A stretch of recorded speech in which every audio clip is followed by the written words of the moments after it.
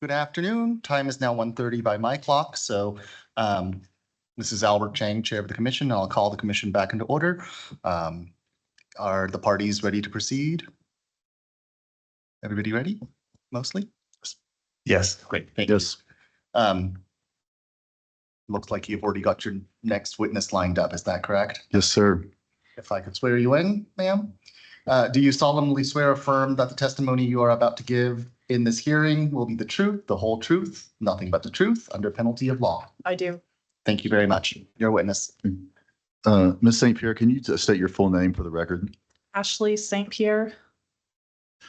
And what is your, I know that you've already been qualified, but just real quickly, what is your educational background? I have a bachelor's in energy commerce from Texas Tech University, and I have a MBA from the University of Texas of the Permian Basin. And your just briefly your work experience. I have about 18 years of working experience working for various operators as an in-house landman. Most of my experience has been working on the operations side, so getting properties ready to drill, working with division orders and land admin. I've been in the Permian for about 11 years now. Most of that's been focused on the Texas side, and yeah. And have you reviewed all of your land exhibits, including your written statement? Yes. And did you prepare these exhibits or have them prepared under your direct supervision? Yes. Okay. Are there any clarifications or corrections you would like to make? Yes, on my statement, there is a chart that shows the 5-year development plan, and I would like to amend those. We left off 6 wells, and so I would like to add back in for Mighty Pheasant and for Loosey Goosey, the 211, 212, and 213 wells, and those cover Second Bone Spring. And are those wells reflected as part of the development plan and other exhibits within the hearing packet? Yes. And then subject to those clarifications, do you adopt and confirm the statement as being accurate and corrected to the best of your knowledge? Yes. Okay. And what is your position at Coterra Energy? I am a senior landman. Okay. And when did you start working for Coterra? January 2025. Okay, so that's fairly recent. Coming on board with a case like this, has there been a lot of information and transcripts and documents to digest? Yes, there's a lot of information. About how long ago were the original applications filed and the contested hearings, contested cases initiated? It looked like about March 2023. Okay. And are you familiar with the Wolfbone pool underlying the subject lands? Yes. And what formations are included in the Wolfbone pool? It's the top of the Third Bone Spring Sand to the base of the Wolf Camp A, I believe. Okay. And how many formations does that represent? 2. Okay. And are there any other unique characteristics in the Wolfbone pool? It has a depth severance, and with that depth severance comes non-uniform ownership. The depth severance is at the base of the Third Bone Spring Sand at the top of the Wolf Camp. And then also the division had found a fact that the Third Bone Spring Sand is the primary reservoir in the pool, and that that is admitted in the order, the original order. Okay, so this is the first order. Yes, correct. Was that order adverse to Coterra and Permian Resources? It was adverse to both because they denied both applications. Did Coterra or Permian Resources appeal or object to the order or any of its findings or conclusions? No. Okay. So I'd like to draw your attention to Exhibits A17, and that's on page 420. Let's see what that is close to 425. Our page numbers are just a couple pages off of the PDF. So this is 426 on the sorry, excuse me. That is 428 on the PDF. Okay. So I'm looking at your exhibit here, and I see 2 calculations that both lead to 12.5%. Can you explain what this shows. So this exhibit shows the differences between the Bone Spring Sand and the Wolfcamp Formation. The left side shows the third Bone Spring. The right graph shows the Upper Wolfcamp. And the simplified illustration is that there is differences of ownership between the two formations. Okay, so these are hypotheticals, are they not? Yes, these are hypotheticals. So the ownership tracks that you have in your other exhibit, they don't necessarily reflect the tracks here. That's correct. Okay. So it looks like you have a series of calculations where you have a 160 over 320. What is that about? So in the middle on the left side, owner one owns 40 net acres. So that calculation is addressing the surface acres. So if you're looking at what the ownership is in the tract, the illustration is a 320 acre Bone Spring unit. So if you want to know what the percentage ownership is in tract 2, just for the tract, you would do 160 divided by 320, and that gives you 50% of the unit acreage. Okay. So that 50% working interest, that covers the entire tract 2. That's correct. Okay. Now, is that 50% ownership? Does that go to, so owner 1, it looks like it has some acreage in there. Does that ownership of that 50% go to owner 1? No, that only addresses the ownership percentage of the actual tract. You would have to take a second step by, now you know what the tract 2 percentage is. It's 50% of the unit. So then owner 1 owns 40 acres in that tract. So you would take 40 acres divided by 160, and that gets you 25%. So owner 1 owns 25% of the minerals in tract 2. And then across the unit as a whole, you would take that 25% interest times 50% of the acres in the unit, and owner 1 owns 12.5% interest.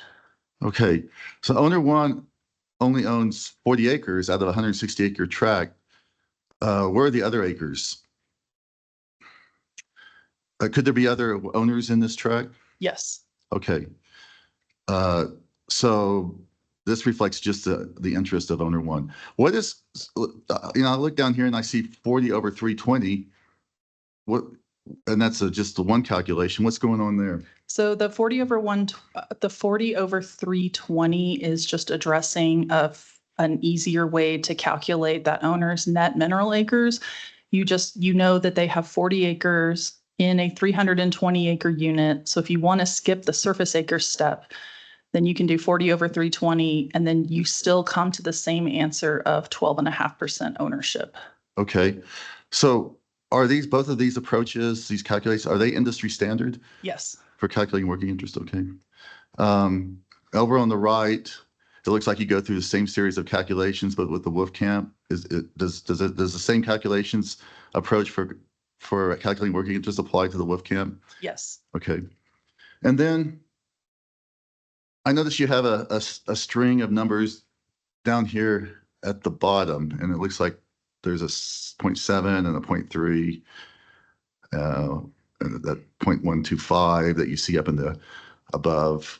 What's this calculation about?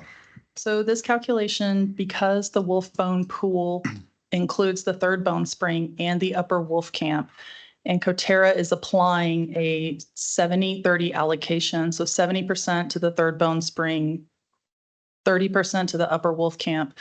This just takes that interest and applies it. So owner 1 owns 12.5% in the bone spring, so that's 70%, plus their 30% in the upper Wolfcamp. And then, so across the allocated interest, they would have 10% interest. Okay. And I'm gonna go down to Exhibit 18 real quick.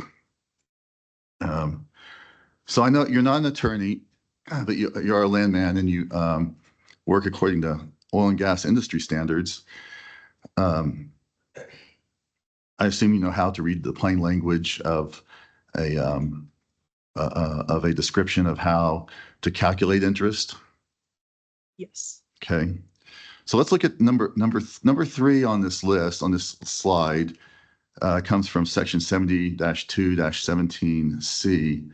And I'm going to read part of it here. So it says, for the purpose of determining the portions of production owned by the persons owning interest in the pooled oil. Okay. So such production shall be allocated to the respective tracts within the unit in the proportion that the number of surface acres included within each tract bears to the number of surface acres included in the entire unit. So looking at that language and then going back to the third Bone Spring diagram and track 2, what does that language get you? What does that language calculate? The production shall be allocated to the respective tracts within the unit in the proportion that the number of surface acres included within each tract bears to the number of surface acres included in the entire unit. Can you scroll up a little bit? Yeah, up here.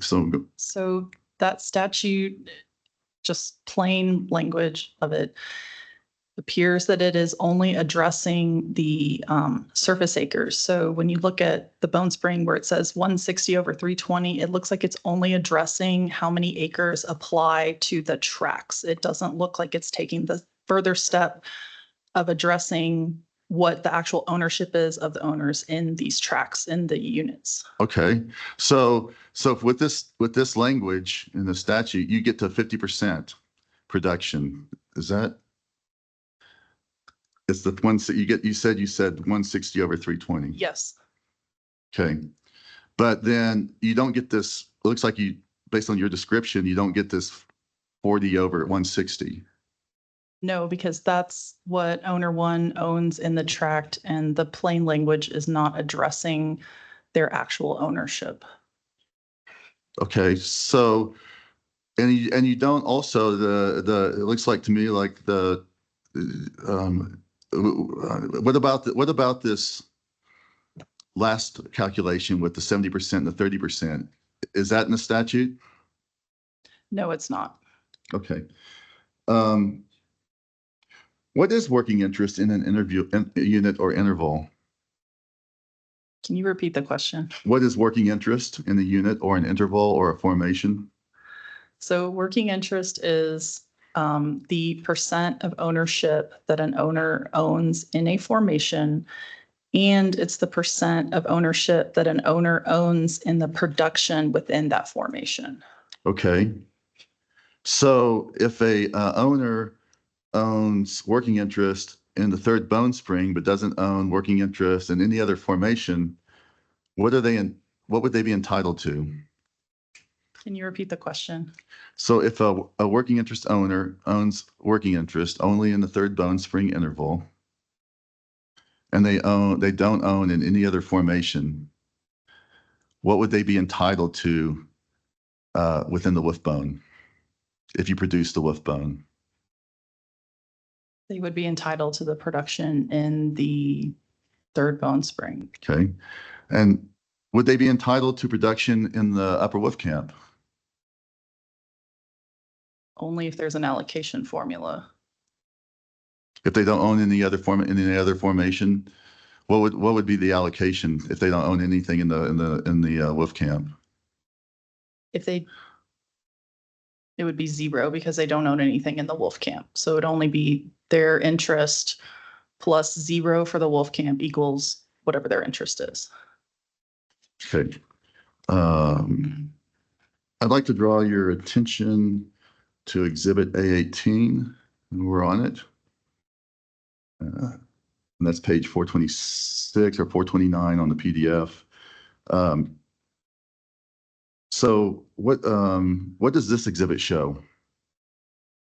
So this exhibit is showing you have a wolf bone pool. So you have the third Bone Spring sand and you have the upper wolf camp. And that is a wolf camp well that is drilled in the upper wolf camp. And it is showing that because It is a fact that the two formations are communicating, that if you drill a well in the Upper Wolfcamp, it's going to produce from the Upper Wolfcamp, but it's also going to take production from the Third Bone Spring sand. Okay. And in a situation like that, I have to, well, object to the answer there. She's a land person and does not have experience or knowledge or background on how drainage happens within the spacing unit. So I asked that response be stricken because she has no qualifications to provide that answer. so I'll rephrase the question. Please. Strike that. Okay. So as a landman, if as a landman, you read the first order, and you know the finding of the first order. You described it before. And what was the finding in the regarding production? That the Third Bone Spring sand and the Wolfcamp communicate, and the primary reservoir is in the Third Bone Spring sand. And so as a landman, if you read that as a pooling order that you would receive, and you receive pooling orders as a landman, is that correct? Yes. Okay. So you receive that order that's issued to the applicant. You as a landman, are you as a landman responsible for knowing about the pooling order? Yes, you should Okay. be familiar with the pooling orders. So if you're informed that production is predominantly coming from the Third Bone Spring, and other production is also coming from the Wolfcamp, as a landman, could you professionally apply your understanding of how you calculate working interest to arrive at the working interest for that Wolfbone pool?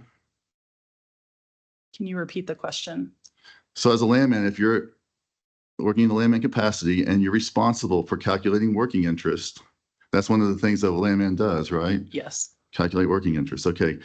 And you were given the data and the premise that from your geologist that said the reservoir is located primarily in the Third Bone Spring, and your reservoir engineer said it's going to produce 70% of that Upper Wolfcamp well is going to Upper Wolfcamp well is going to produce 70% of production from the Third Bone Spring and 30% production from the Wolfcamp.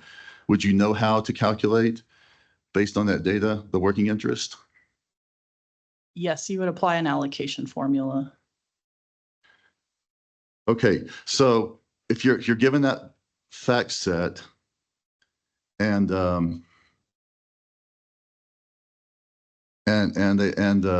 you're calculating working interest, who would you allocate the 76 of that production that Upper Wolfcamp well is producing, and it's producing 70% of production from the Third Bone Spring? Who would you allocate that 70% production to? The Upper Wolfcamp owners or the Third Bone Spring owners? You would allocate that to the Third Bone Spring owners. Okay. And then that 30% that your team told you was being produced from the Upper Wolfcamp, would you allocate that to the Third Bone Spring owners or the Upper Wolfcamp owners? The Upper Wolfcamp owners. Okay. And is this how Coterra is allocating the interest? Is this part of their development plan? Yes. Okay. Now, have you looked at Permian Resources allocation? From what I've looked at, Permian Resources does not have an allocation formula. If they drill a well in the Bone Spring sand, they will pay those owners in the Bone Spring sand. If they drill a well in the Wolfcamp, they will pay only those owners in the Wolfcamp under the Wolfbone pool. And are there owners in the Upper Wolfcamp who do not own in the Third Bone Spring? Yes, there's 3 or 4 owners that they only have ownership in the Wolfcamp. Okay. So under Permian's Resources plan, would these owners receive production from both the Third Bone Spring and the Upper Wolfcamp? Can you repeat the question? So under Permian's plan, would these owners who own only in the Upper Wolfcamp receive production from both the Third Bone Spring formation and the Upper Wolfcamp? They would receive production from the Third Bone Spring sand because the formations communicate because there's no baffle. Okay, so let's apply the finding from the division that the productive reservoir of the Wolfbone Pool is located predominantly in the Third Bone Spring, and any well drilled in the Wolfbone will share production from both formations. So that's where the division's findings that nobody contested. So based on that finding, let's assume a well drilled in the Upper Wolfcamp formation will extract 70% of the production from the Third Bone Spring and 30% from the Upper Wolfcamp. So here is an easy math question. If that Wolfcamp wellbore produced 100 barrels of oil, how many barrels come from the Third Bone Spring and how many barrels come from the Upper Wolfcamp? Objection. The witness is a petroleum land person and has not the qualifications to determine through engineering means or other what the drainage would be based on her background or experience. So I would say that this is the data that her geologist and her engineer would give her about what the production would be. And then she knows it's producing 100 barrels. She would calculate the working interest and determine how you would pay the production stream to the owners. And if you wanted to quantify it in terms of barrels, you could quantify it in terms of percentages. You could quantify it in terms of barrels. It's equivalent. Regardless, it's the function of the working interest that determines how many barrels go to what owners. Yeah, objection is noted. I'm going to allow it for now. Okay. So how many barrels? Okay, so with the under the Permian Resources Plan, would the owners in the Third Bone Spring receive any of those 70 barrels of oil? I'm sorry, how many barrels would come from the Upper Wolfcamp? I'm sorry, can you repeat that? So the wellbore produces 100 barrels of oil. How many barrels, based on the assumption that the Third Bone Spring produces 70% of the production of the Wolfbone and the Upper Wolfcamp produces 30% production of the Wolfbone, if the wellbore produced 100 barrels, and that's the data you were given, how many barrels would be given, the Third Bone Spring owners would be entitled to, and how many barrels would the Upper Wolfcamp owners be entitled to? Entitled to Entitled to the ownership of the number of barrels. under which plan? Just based on the production data of that wellbore. That wellbore, Wolfcamp wellbore is going to produce 100 barrels. And you've already mentioned that there's open communication, so it's going to produce, some of those barrels are going to come from the Bone Spring, some of those barrels are going to come from the Upper Wolfcamp. If it's 70% is coming from the Third Bone Spring and 30% is coming from the Wolfcamp, how many barrels come from the Third Bone Spring? Okay, I'm following now. Okay. So if you have a wellbore in the Upper Wolfcamp and there's 100 barrels, 70 barrels are going to come from the Third Bone Spring sand and 30 barrels will come from the Upper Wolfcamp. Okay, so under Permian Resources Plan, would the owners of the Third Bone Spring receive any of those 70 barrels of oil? No. Okay. So let's go back to Exhibit A17. Now let's assume that one of Coterra's wells in the Wolfbone produces 100 barrels of oil, and that Coterra's geologist is correct that 70% of production comes from the Third Bone Spring and 30% of production comes from the Upper Wolfcamp. Under Coterra's plan, how many barrels would the Bone Spring owners receive, and how many barrels would the Upper Wolfcamp owners receive from the wellbore? So under the Coterra plan, the Third Bone Spring would have 70 barrels and the Upper Wolfcamp would have 30 barrels. Okay. And that's what the owners of the Bone Spring would receive. How many Yes, barrels would they yes. receive? Okay. So are you familiar with the concept of correlative rights as a landman? Yes. Are you familiar with how that's expressed, for example, in New Mexico? under the Oil and Gas Act. Yes, So are you aware then, are you aware that the definition of correlative rights under the Oil and Gas Act states that an owner is afforded the opportunity to produce her just and equitable share of oil and gas in the pool? yes. Okay.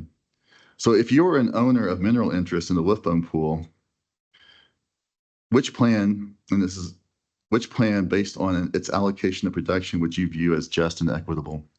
I'm sorry, can you repeat the first part? If you were an owner of mineral interest in the Wolfbone pool, which plan based on its allocation of production would you view as just and equitable? I would view the allocation formula that Coterra has as just and equitable. And why is that? Because, can you scroll up a little bit on the Yes. exhibit, please? Because this pool, it includes the Third Bone Spring and the Upper Wolf Camp, and there's no baffle in between. So if you have a Upper Wolf Camp well, it will be communicating with the Third Bone Spring sand. I'm going to talk a little bit about, ask some questions about the support from owners, because it looks like in the Permian Resources exhibits, they make, they note that quite a bit. So did Coterra control majority interest of the Bone Spring and Wolf Camp at the time of the original hearing? According to the record, it was agreed that Coterra did have a majority support in the beginning. And did Coterra generally sustain its control of the interest in the Wolfbone after the hearing and up through the issuance of the final order, 23089? I believe so, yes.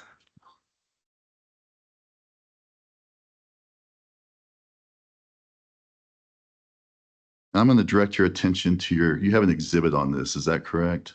Yes.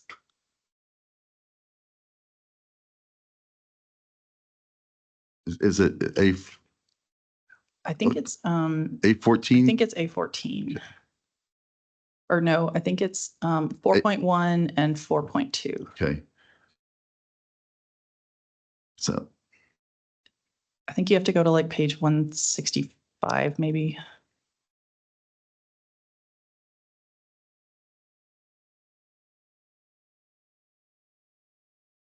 oh, Keep going up. okay.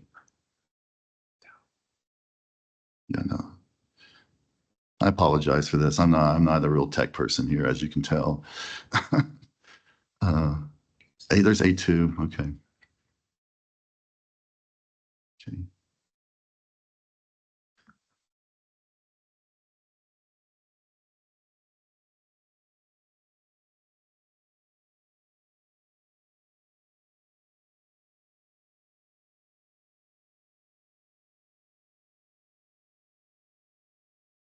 Here we go.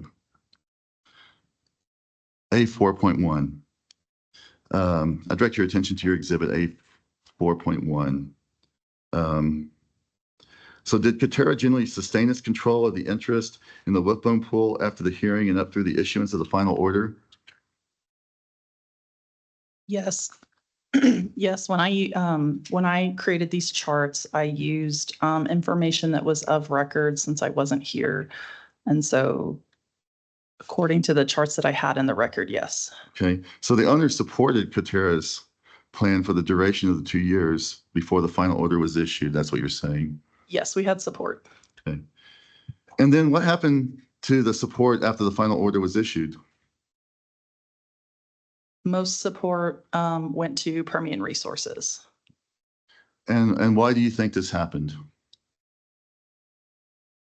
I think this happened because the issuance of an order has a level of authority to it. In some Objection, pure speculation. She has not laid a foundation for knowledge. I'll withdraw the question. Mr. Chair, as we noted in our written statement, I'm going to ask leave to ask some questions that would be hearsay. Okay. Under 1915-417, hearsay is allowed if the commission, at the commission's discretion, if they find it probative and relevant, Ms. St. Pierre is under oath and is obligated to tell the truth.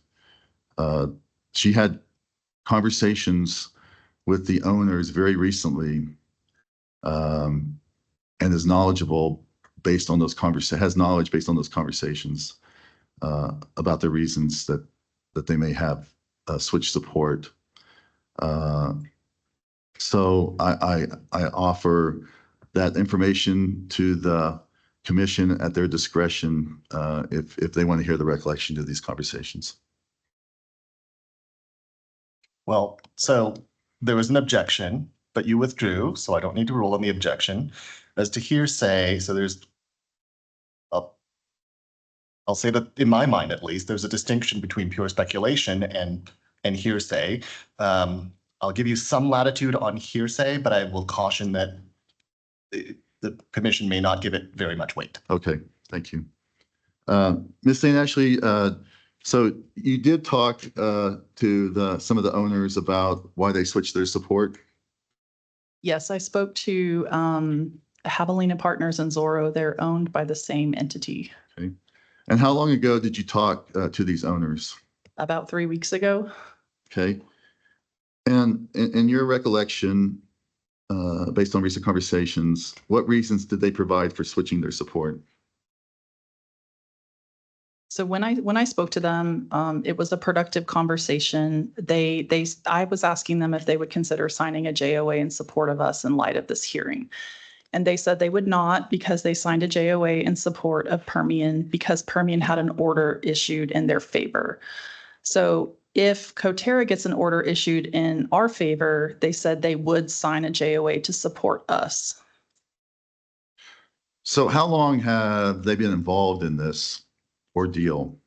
They said they've been watching this unfold for 13 years now. So after a pooling order is issued, are owners required to either make an election to participate under the order or to sign a JOA if they want to participate in the wells or protect their interest that's subject to the pooling order? Yes. And after an owner makes an election under the pooling order and signs it or signs a JOA, what does an operator do with that election or JOA in a contested hearing typically? They take it to the hearing to show that they have support. So support could be based on just an election of a pooling order. Yes. Okay. So here's a hypothetical question. If you as a landman promoting a plan that proposed to drill an excessive number of wells and you encountered an owner who was concerned about having to pay for an excessive number of wells if she elected to support the plan, and you told the owner that they didn't have to drill all the wells, but only had to drill the wells to hold the pool, a few of the wells to hold the units in place. In your experience with negotiating with owners, do you think that statement would likely alleviate the owner's concern of having to pay excessive costs? Objection to the foundation of the question. Mr.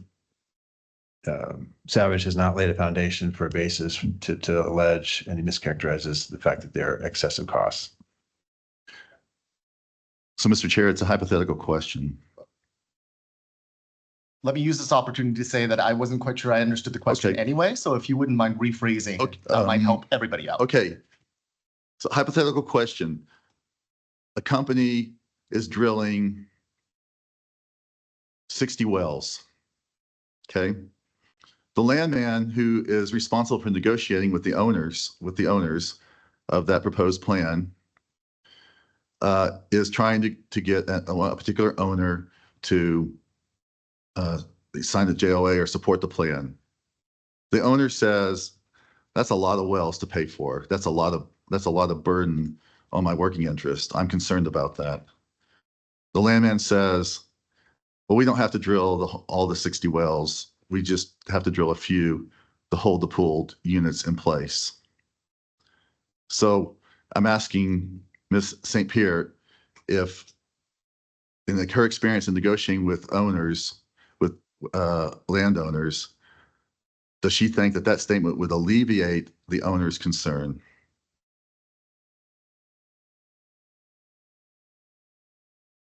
Does the form of that question satisfy, or do you renew the objection? Having rephrased, I have no objection to the hypothetical. The witness may answer. Darren, can you repeat that? I'm sorry. Okay. I could probably get approximate. Okay. Repeat. Okay, so a company proposes to drill 60 wells. Okay. You, as the landman, are responsible for going out and negotiating support for this plan. Okay. One of the owners you're talking to, she says, I have serious reservations about supporting a plan where I have to pay for all 60 wells. You say to the owner, well, we don't have to drill all the 60 wells. We only have to drill a few. And that's to hold the spacing units in place. Now, in your experience in dealing with landowners, do you think that statement would likely alleviate the owner's concerns about having to pay excessive costs?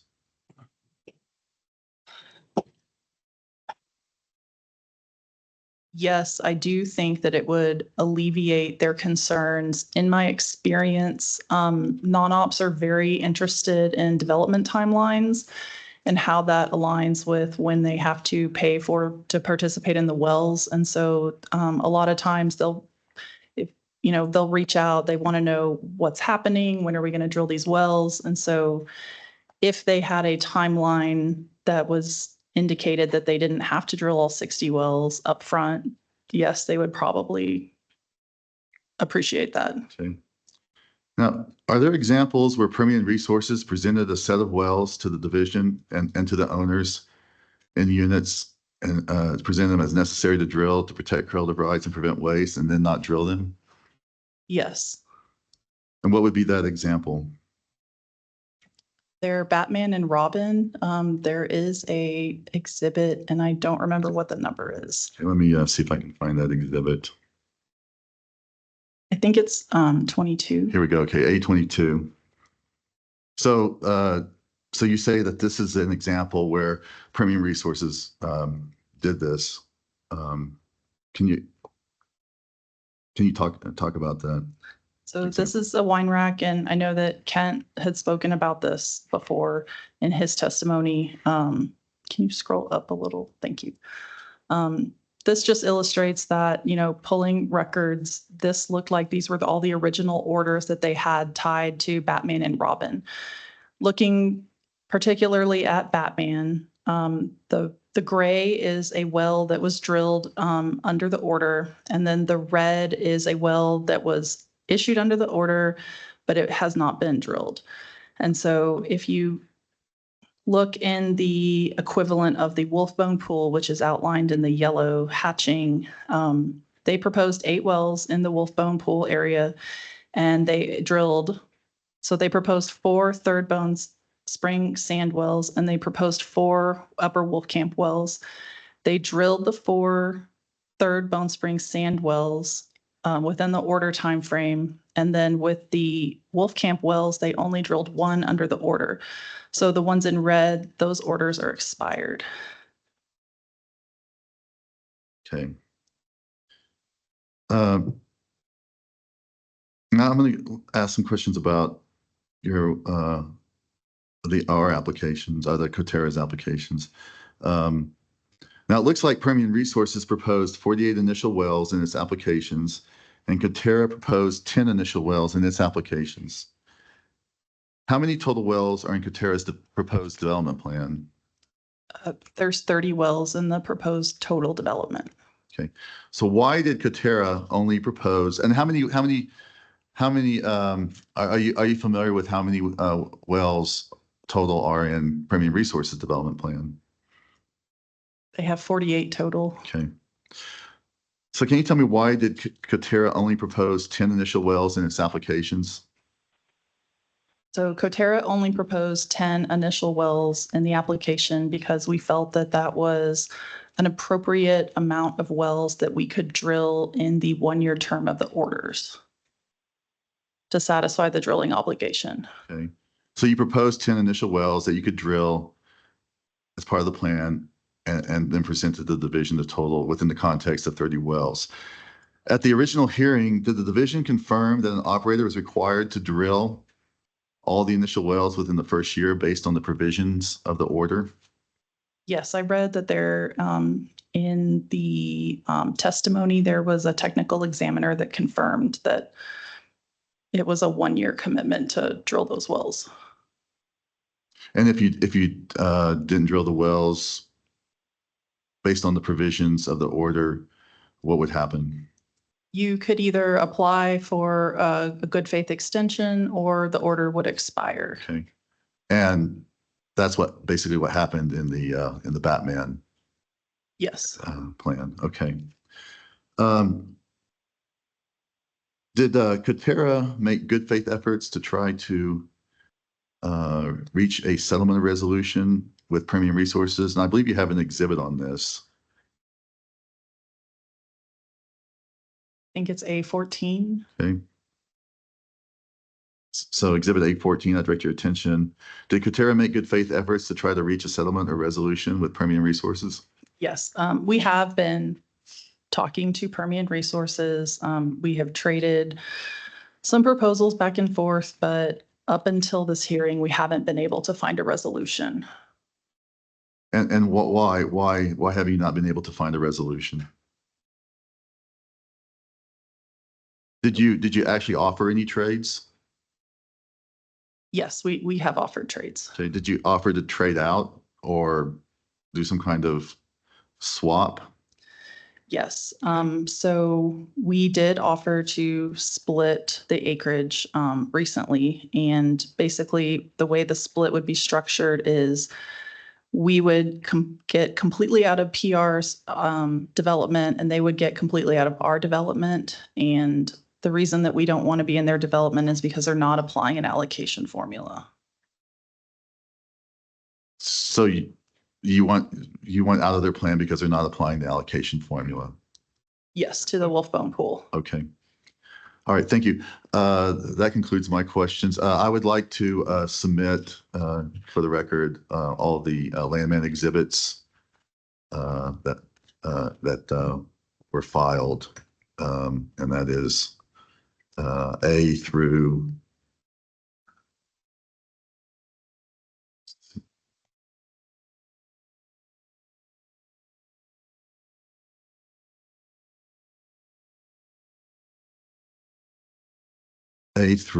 A22. Hearing no objection? Without objection, so admitted.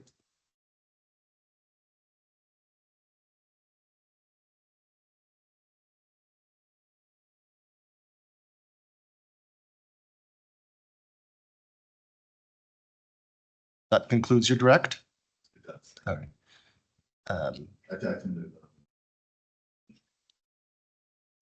Mr. Rankin, please proceed on cross. Thank you very much.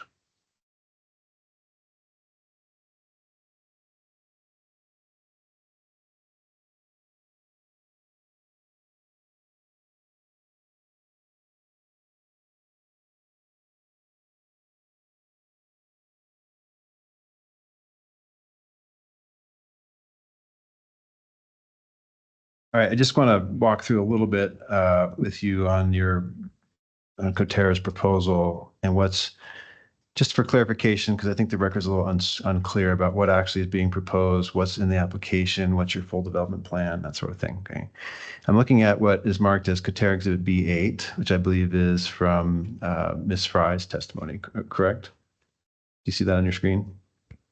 Yes, I see it. Okay, and that's from Ms. Fry's testimony, correct? I believe so. Okay. Now, as I understand, the wells proposed by Coterra that are purple, marked purple, are the wells that are included in their applications. Is that correct? Yes.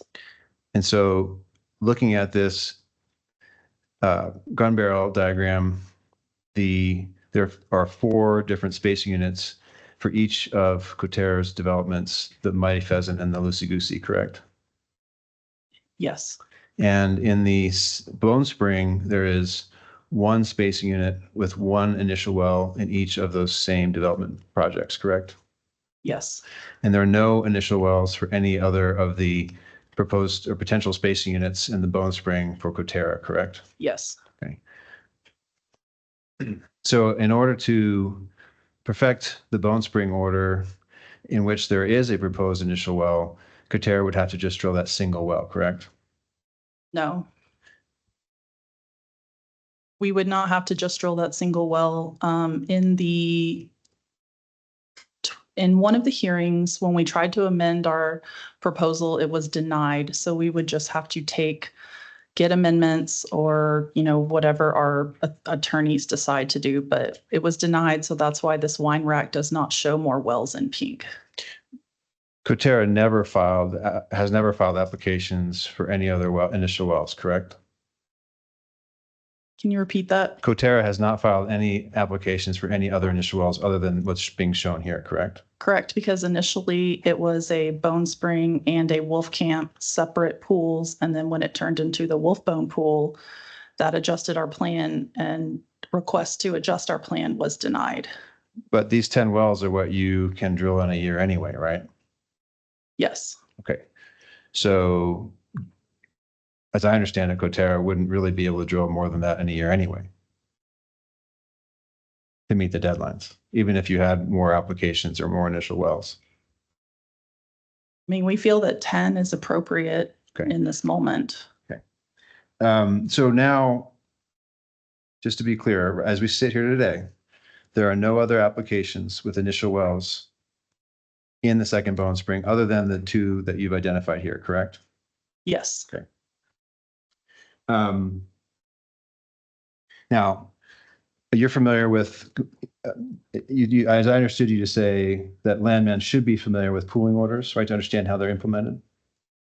yes, And as well, the associated regulations that govern implementation of pooling orders. Agree? Objection. She's not an attorney. So when the landman reads the pulling order, they're doing it by their common understanding, whatever experience they have gleaned from reading the rules. But if Mr. Rankin is going to go into some kind of technical analysis of the legal meaning of provisions of the pulling order, You mind repeating your question Sure. for my benefit? So I'm asking her, she stated that she has familiarity with pooling orders and how they are to be implemented in order to direct the company and how they should be applied. I would objection. I would say I'm not done with my One comment. at a time. I would say. Hold on. Darren, Yes, one at a I'm sorry. one at a time. So in the pooling orders expressly reference the infill well rule of the division's regulations. So if Ms. St. Pierre is saying that landmen must be familiar with how to read pooling orders and implement them, my follow-up question to her was, then you also must be familiar with the infill well rule, which is expressly referenced in the pooling orders to understand how they are to be applied. That's my question. Your question is whether or not she understands them? I'm asking her if she's familiar with them. She said that she's familiar with pooling orders. She said to Mr. Savage that landmen should be familiar with pooling orders so they know how to implement them when the orders come down. And so my question to her is as part of a pooling order, because every pooling order includes express reference to the infill well rule and the regulations. I'm asking her if she's also familiar with the infill well rule regulations, because she just said that she was very familiar with pooling orders and how to implement them. Savage. Well, there's a point there. I'll just point out that her question and her answer is focused specifically on the provision of the deadline. And the plain language of that, and a reference to how the OCD ruled on that deadline. So I think I know where Mr. Rankin is going with this, but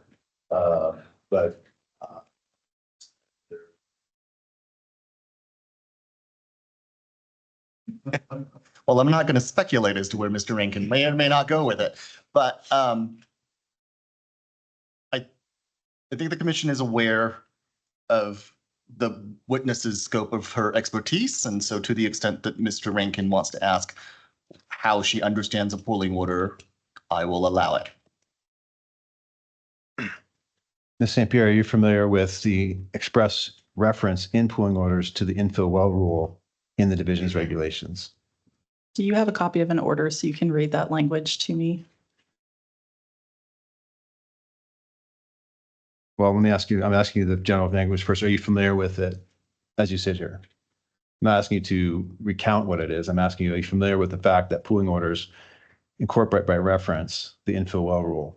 Yes, and I'm not sure off the top of my memory what you're referring to in a pooling order. Okay, but you are familiar with the fact that the pooling orders do refer to the infill well rule, correct? Yes. Okay. And do you have an understanding of what the infill well rule requires? Since I apparently do not remember, no, I do not. Okay, very well. Just wanted to make sure I understood. So I'll move on from that line of question.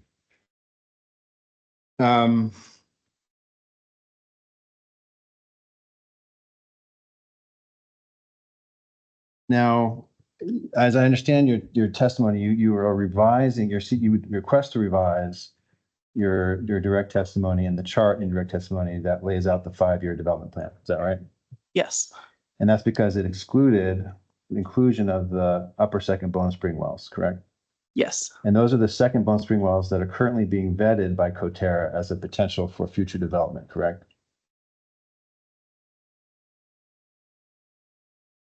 they're in the plan, but I can't answer if they're currently being vetted or not. Okay, do you I recall? think the that Kent and Stacy would be able to answer that. And you were present for their testimony earlier this morning? Yes, and I don't remember that part. So I'll represent to you that your colleague stated that in her written testimony that it's currently being vetted. Do you recall that? You don't recall that testimony? I don't recall, but I agree with you that it's currently being vetted if that's what they said. Okay. So at this point, it's your understanding, though, that it would be included, even though the vetting hasn't been completed in your 5-year plan? Yes, That's your understanding? yes. And very well. I'm sorry, I missed, what was being vetted? The potential for developing wells in the upper second Bone Spring portion of the pool. Yeah. Okay.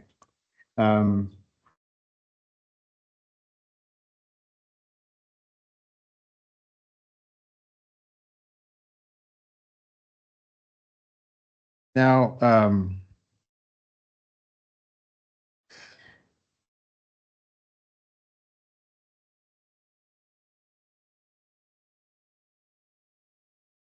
those second Bone Spring wells that are being vetted, they were not part of the well proposals that were sent out to working interest owners, were they? Not in the original plan. Were those wells ever proposed to any working interest owners in any of these developments?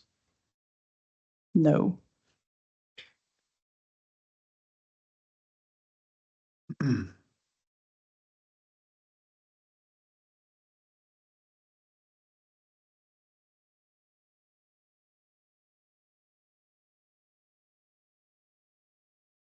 Now, I understood you to say that.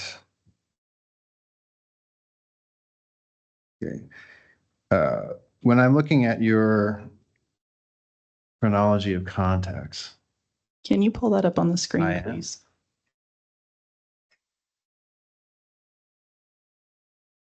when I flip through this is your Exhibit A13. It's your chronology of contacts, and as I understand it, it's meant to reflect your efforts to reach voluntary agreement with working interest owners who you have not otherwise reached voluntary agreement with, correct? Yes, that chronology of contacts is John Kaufman's testimony from previous hearings. And when I go through this, I see that the last contact or communication with the parties in this case stops at in somewhere around the middle of 2023. Agree? Yes, because it's John Kaufman's testimony from the previous hearings. Well, it's attached to your testimony and as Exhibit A13. But has Coterra done any work since that date to reach out to working interest owners to attempt to reach voluntary agreement? So I started at Coterra in January 2025. I have not been working this asset until several months ago. So if there was other communication from people that worked this project that have left the company, I am not aware of it.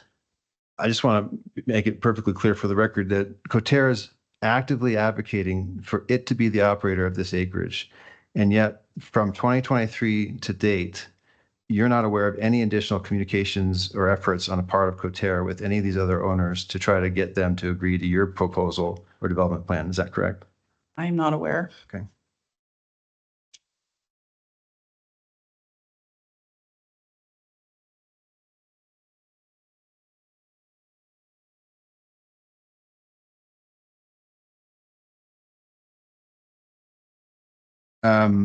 Flipping to your allocation formula series of exhibits.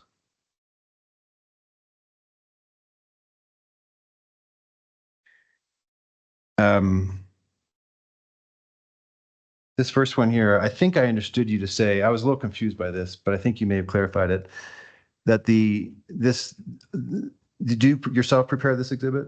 Can you share your screen, Oh, I'm please? sorry. I thought I was terrible. Apologize. This is your exhibit A17, correct? Yes, it is. Did you yourself prepare this exhibit? I prepared it with the help of our attorneys. Okay. Did you yourself put this text box in here about Rudder and Wilbanks? I did not. Okay. Have you yourself read the case, Rudder and Wilbanks? I have not. Okay. So when I read this image here, I thought you were trying to say that this is the allocation formula that was approved in Rudder and Wilbanks. Do you see how that could be misleading? I can't speak to that because I haven't read the Rudder case. Okay. So you don't know what the Rudder case says, and you don't know why. Do you know why your attorneys put that on that slide? They've had discussions with me about it, but not enough to speak about it. So you don't have yourself a personal understanding of what the purpose of that citation is on this slide. Yes. Is that correct? Right. Yes. Okay. And have you understand that Rudder and Wilbanks actually is a decision evaluating an underlying Oil Conservation Commission order? Yes. Have you yourself reviewed the underlying Oil Conservation Commission order? In the Rudder case? Yeah. No. So you don't know, you have no personal knowledge of what that underlying OCC case says or does, or what the issues are? No, I do not.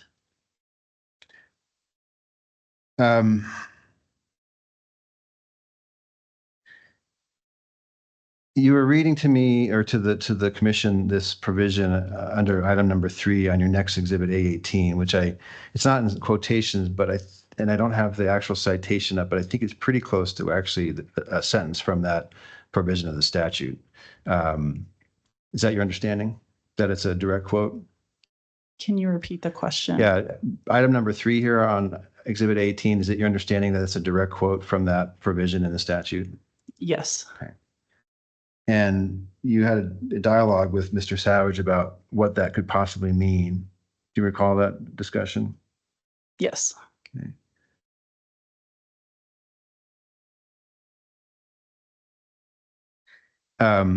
Now, when I read that provision, it says, for the purpose of determining the portions of production owned by the persons owning interests in the pooled oil or gas or both, such production shall be allocated to the respective tracts. So the part I want to focus in on is where it says such production. Do you see that? Yes, I do. Okay. Now on the previous slide, okay, as I understand, exhibit A17, what I understand Coterra to be saying is that such production doesn't have to be 100% of production.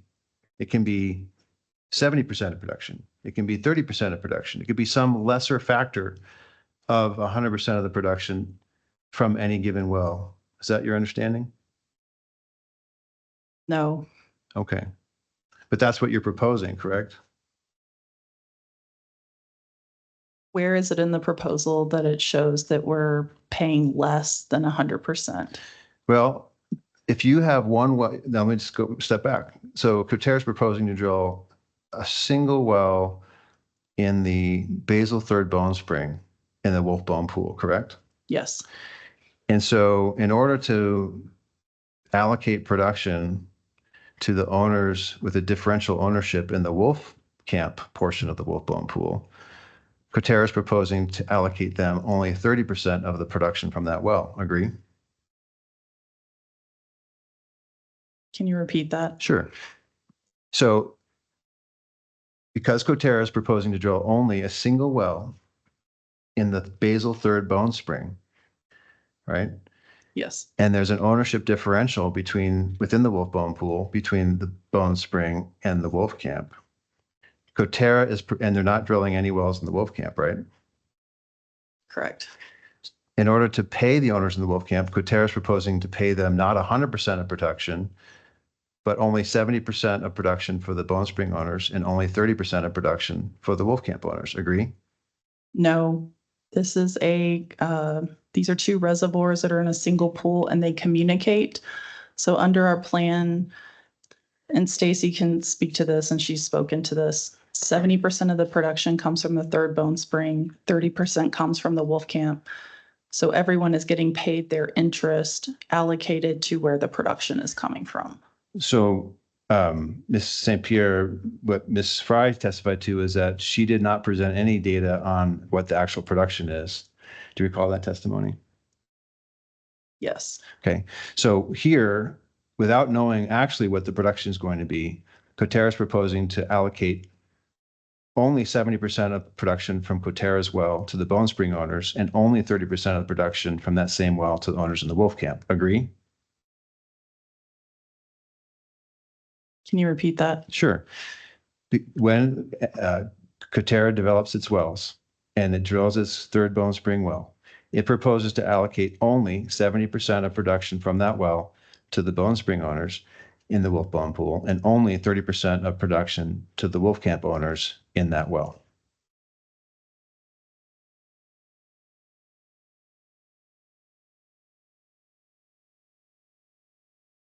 Yes, Okay.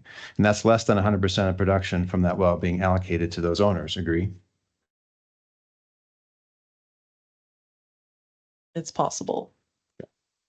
I mean, it can't be both 70% and 100%, right? It's either one or the other. So here you're proposing to do 70% of production to the Bone Spring owners, correct? Yes, It's not 100%, right? correct. Okay. And it's not 100% to the Wolf Camp owners, it's 30%, right? Yes, but I would also argue that there is no baffle there is no baffle, so they are communicating across each other. Understood. But that's the case in your proposal is that the Wolf Camp owners aren't going to get 100% of the production. They'll get 30% of the production, right? Yes, Okay.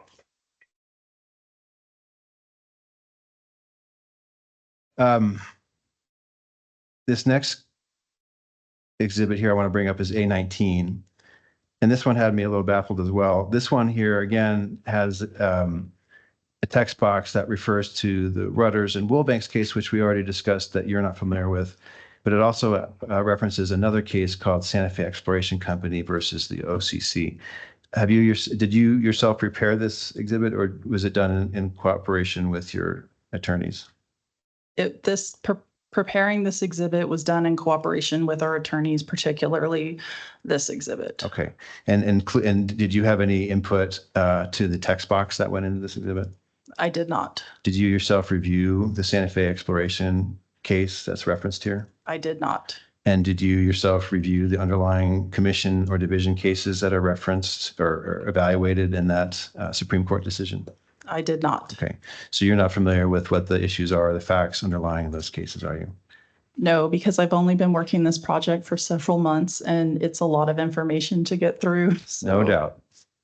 But nevertheless, this was attached to your testimony, which you referred to, and I understand you to say in your testimony that what Coterra is proposing in the allocation formula that we just reviewed, where Coterra is going to pay less than 100% of the production from its wells to the owners in the pool based on the depth severance, that this case, the commission case, the Santa Fe Exploration versus the OCC case, corresponds to the allocation method that Coterra is proposing. That's my understanding from your testimony in this exhibit, correct? Yes. But you can't, you're sitting here, you can't tell me why that is, right? Objection, I believe she answered that. No, I didn't ask the question yet. I'm asking you now, are you able to explain to me how it is that the Santa Fe Exploration County case, company case corresponds to Coterra's proposal here in this case? I don't know the answer. Okay. But I guess it involves tilting the earth 90 degrees, basically to figure out, to make it work. Is that right? Objection, she said she does not know. It's in her testimony. Can you repeat the question? Sure. In order to make Coterra's proposal correspond to the Santa Fe Exploration County case, you have to tilt the earth 90 degrees. Is that correct? I'll allow the question since it's referring to the specific slide in the testimony. I think the point of this, can you scroll up a little bit? Yeah. I think the point of this illustration is to just show that, you know, mineral acres are, mineral interests are, the unit of measure for mineral interest is surface acres. So if you are taking, you know, formations and turning them on their side, the unit of measurement for that mineral interest is still going to be rooted in surface acres. Okay. But that therein lies the challenge of a depth severance, correct? I don't understand the question. Well, in other words, within a single pool, if you've got multiple ownerships with different ownerships at different depths, it's a challenge to allocate on a surface acres basis, correct?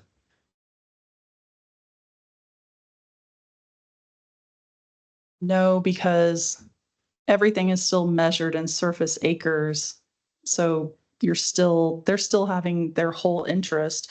You're just going to apply an allocation formula to it. There you go. So the only way to do it is to apply an allocation formula, correct?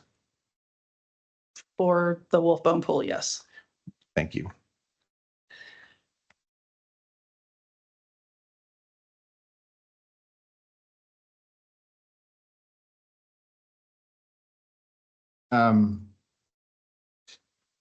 You mentioned the Javelina entities. At any point in time, did Javelina agree to commit its interest to a JOA with Coterra?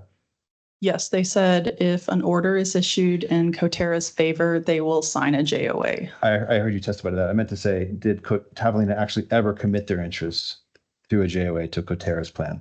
Not that I'm aware of. Okay.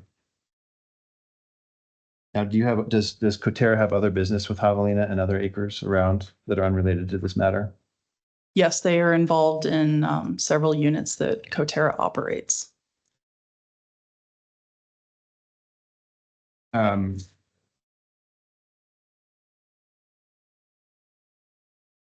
talked about the fact that the Batman, in your opinion, the Batman order is expired because Permian didn't drill all the wells initially authorized under the pooling order. Is that my understanding? Yes. And Mr. Savage referred to you prior to making that opinion. He referred to you about the testimony from one of the commission examiners in this hearing underneath at the division level. That was back in 2023. Do you recall that? Yes, I do. Okay. And subsequent to that hearing, the division issued guidance clarifying its interpretation of the compulsory pooling orders. Do you recall that guidance? Yes, I do. Okay. And I'm going to show that guidance here. I'll mark this as cross exhibit number 1, Permian Resources cross exhibit number 1. This is a notice that was filed by the division on July 12th, 2024. And it states expressly that these updates will be effective as of the August 8th, 2024 hearing date. Did I read that correctly? Yes, you did. Okay. And as I go down through this notice, it discusses the fact that there's confusion around the language in the pooling order. Do you recall reading this previously? Yes, I did. And as I go down to the bottom here, it says, it explains that going forward, what they intend and what they mean. Do you agree? Yes, I do. And it expressly states that going forward, this is their interpretation as of this hearing date. Agree? Yes. Okay. And now the Batman order was issued prior to that effective date of this notice, correct? I agree with that. Thank you. No further questions. Commissioner Thompson? No questions. Commission Council.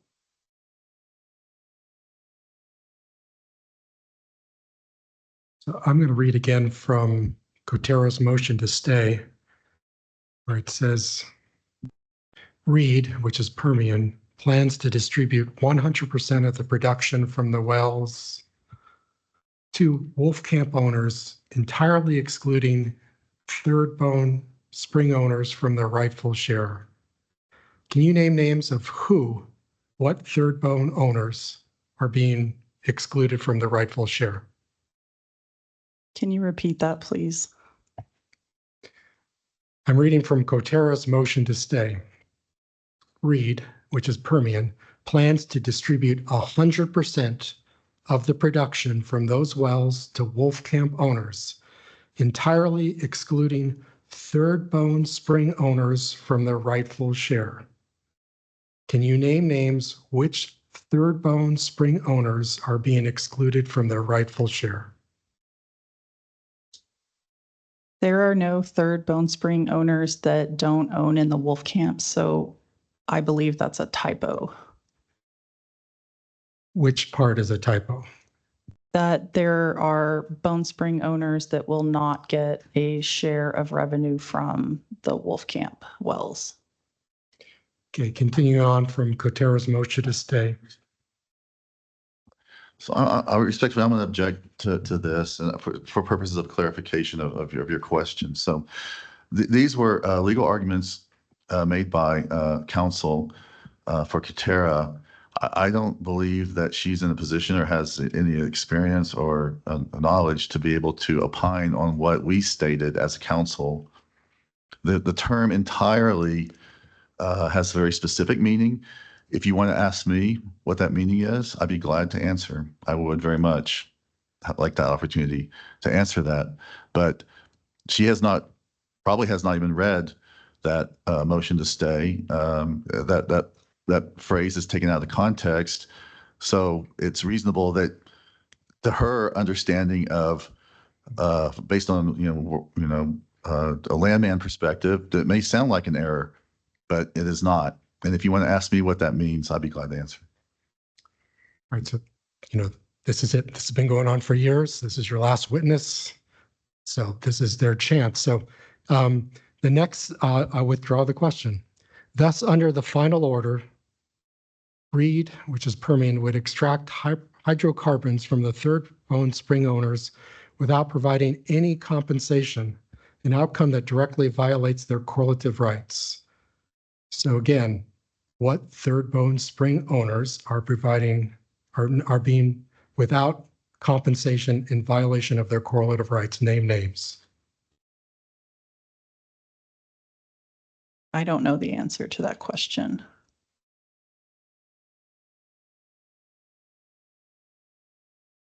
No further questions?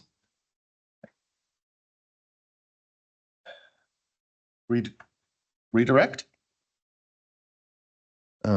Yes, thank you. Ms. St. Pierre, Mr. Rankin said that there had been any communications with the owners since 2023, and then you pointed out that was John Kaufman's correspondence, the chronology of contacts that were submitted then. I'd like to direct your attention to page 327 or 373. I guess I need to put this up on the screen.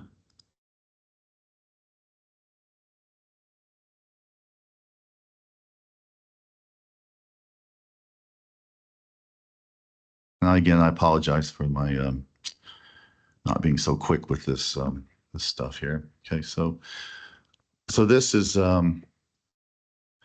what is this? This is looks like a letter that was included in your exhibit, and there's a series of letters. It looks like.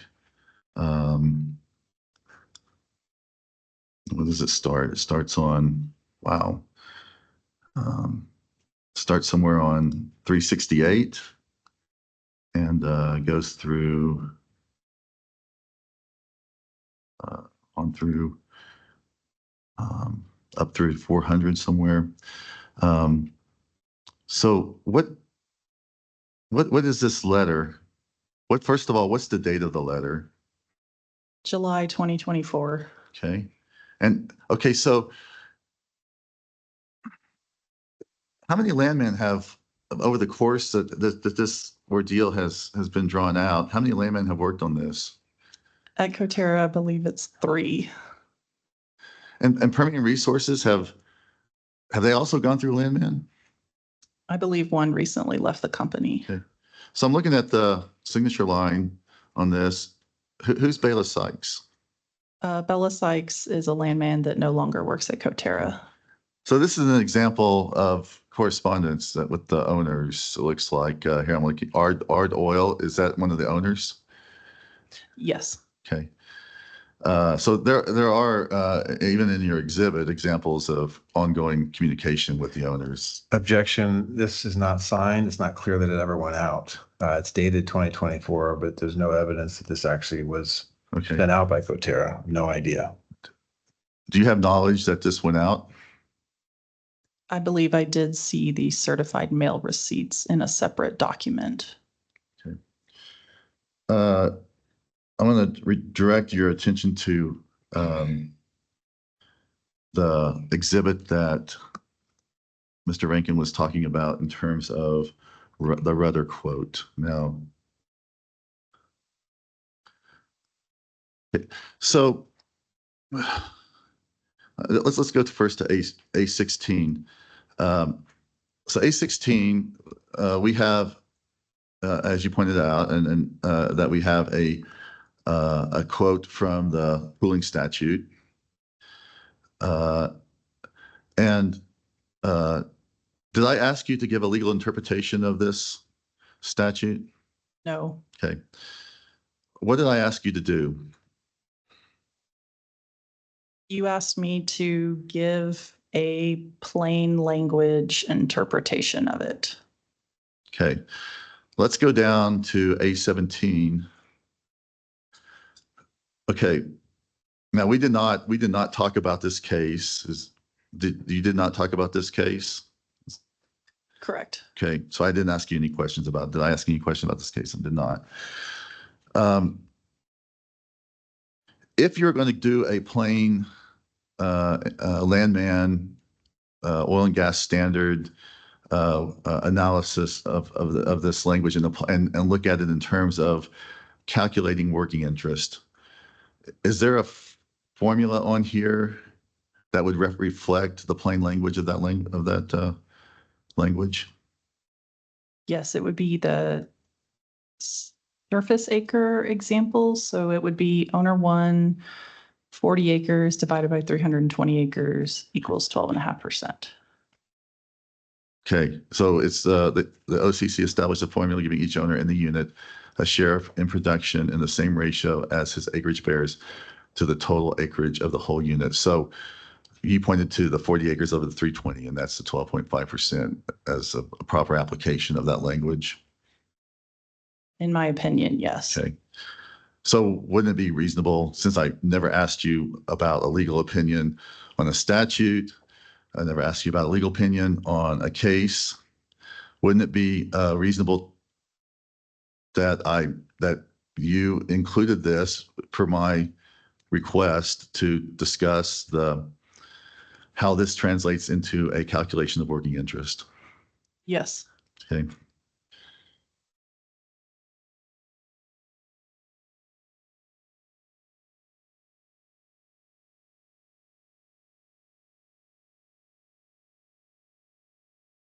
Okay, so let's talk a little bit about the owners in the Third Bone Spring and the owners in the Wolf Camp. Okay, so you mentioned during your testimony that there were owners in the Wolf Camp who owned no interest in the Bone Spring.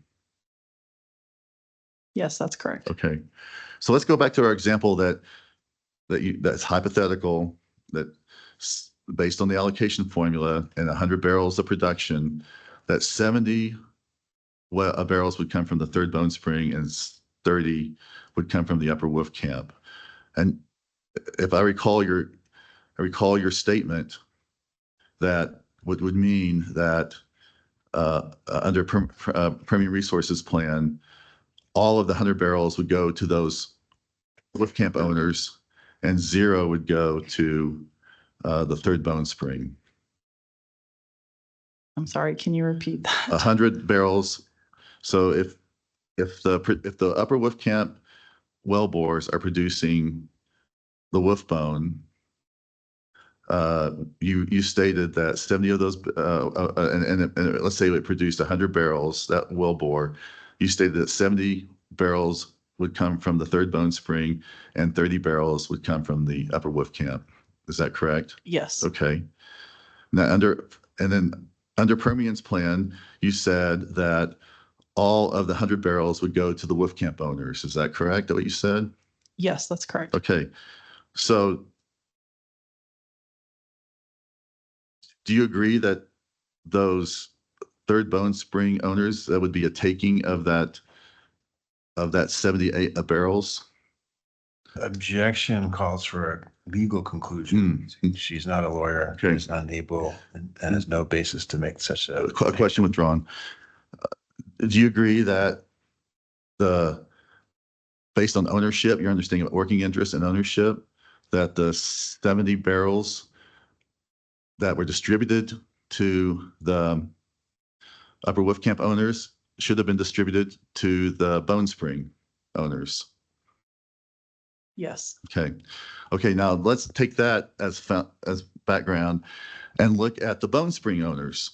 So in the Bone Spring owners, all the Bone Spring owners, if I'm correct, they own in both the Third Bone Spring and the Upper Wolf Camp.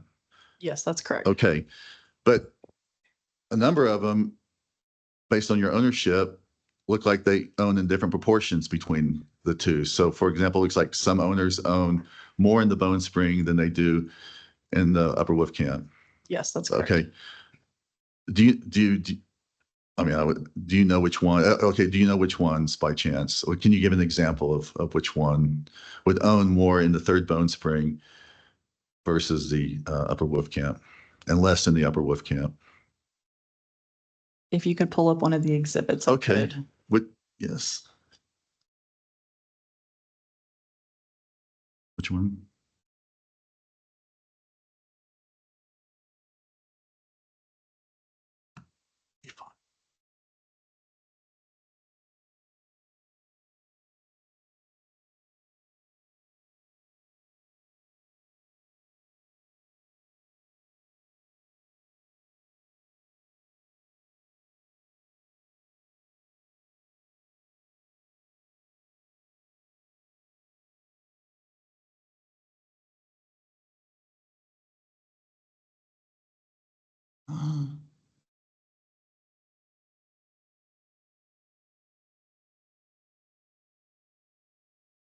What page?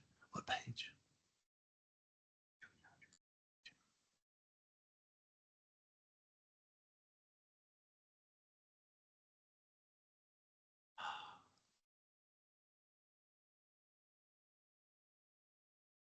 Okay. Is this the appropriate exhibit for you to address that question? Go down to exhibit A8. Okay. So let's find a owner who owns more in the Third Bone Spring than they own in the Upper Wolf Camp.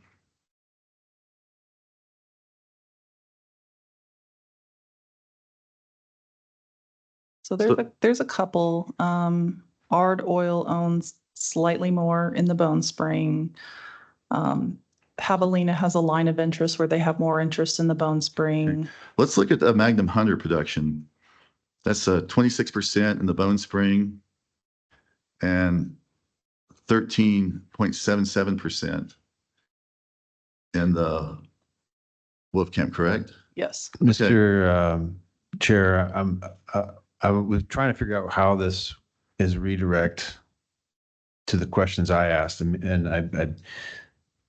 so I guess my objection here is that I think this goes outside the scope of cross, since I did not elicit any testimony from Ms. St. Pierre on the ownership decks, but if Mr. Savage can explain how it relates to any of the questions I was asking around cross, then perhaps it's appropriate. But right now, it seems like it's outside the scope. Okay.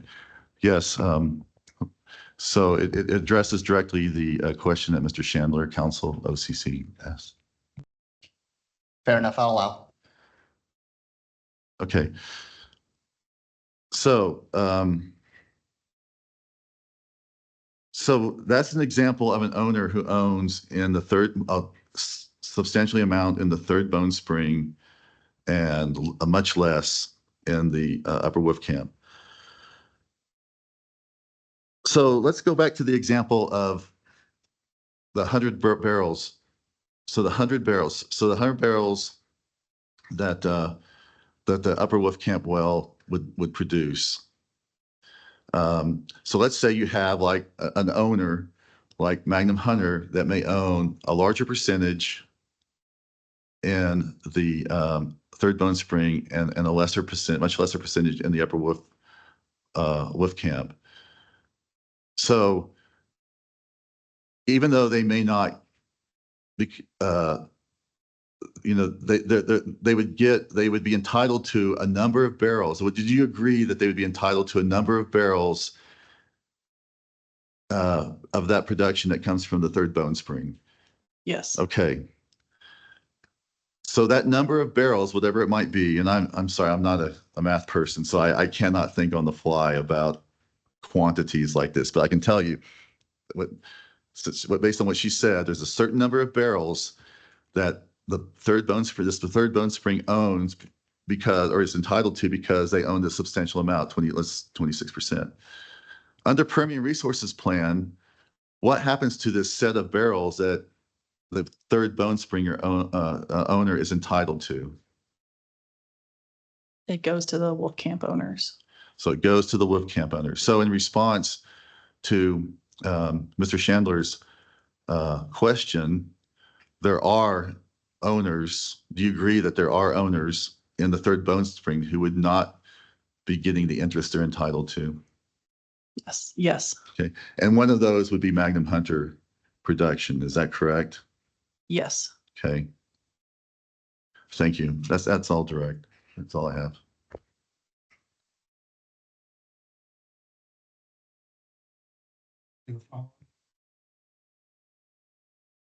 So let's just focus on Magnum Hunter. And that was where I wanted, when I asked names, there's the name, Magnum Hunter.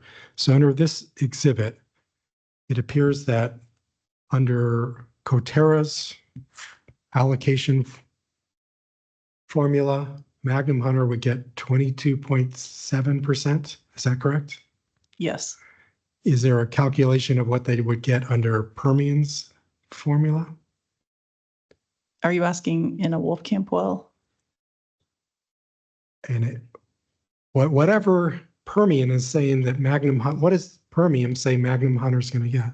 So since Permian is not applying an allocation, if you look at the middle column where it says Wolfcamp working interest, they would give Magnum Hunter 13.7% in the Wolfcamp. And let me just be clear. So it appears that, and they'll testify tomorrow, that they're using the statutory formula based on acreage. Is that your understanding of what their formula is? Yes. Okay. And so your testimony is under their formula, and they'll have a chance to correct tomorrow, that Magnum Hunter would only get 13%. Is that what you're saying? Yes. Okay. Thank you.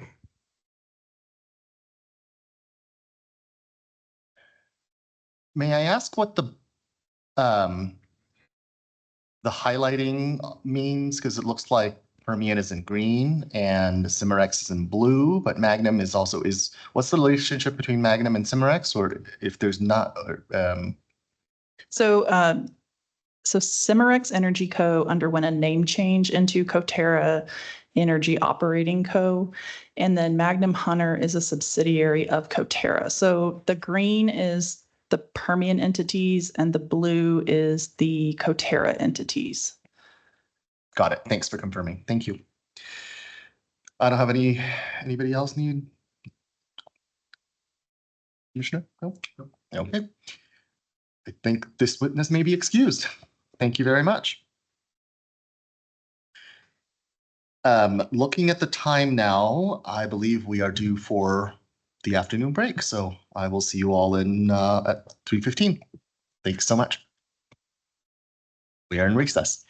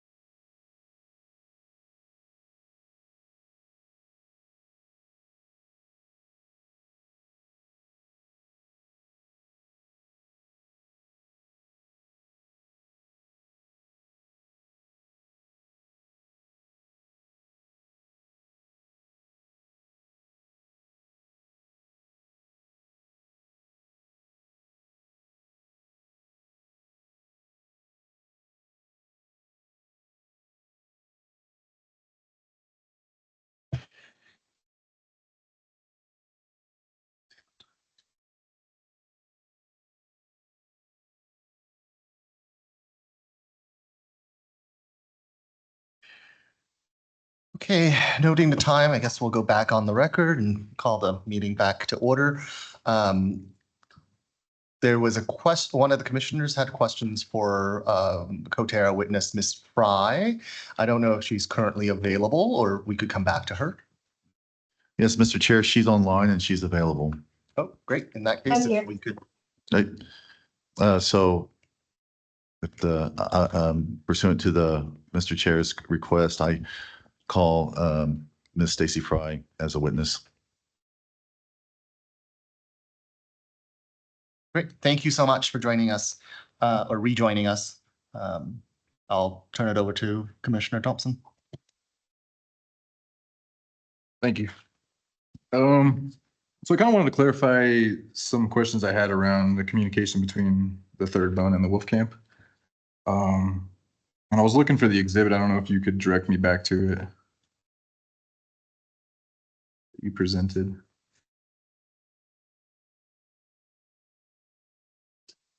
Which exhibit are you referring to? So I guess my question revolves around you said there's no, there's communication between the third bone and the wolf camp. There's no barrier. Correct. So I guess the question I had is, has Coterra done any kind of tracing? Run any tracers? We have not. We haven't had an instance where we've drilled both a wolf camp well and a third sand well. So no, we have not. Okay. And if, just while I got you, if I could clarify one more time, where you guys are seeing the evidence for the communication? So we are assuming that because there is no frac baffle between the third sand and wolf camp sands, and because of the close proximity, the third sand lies on top of the wolf camp sands, so there's no separation, or there's no baffle separating the two formations. We're assuming that hydrocarbons are able to flow across the wolf camp third sand boundary. Thank you. No further questions.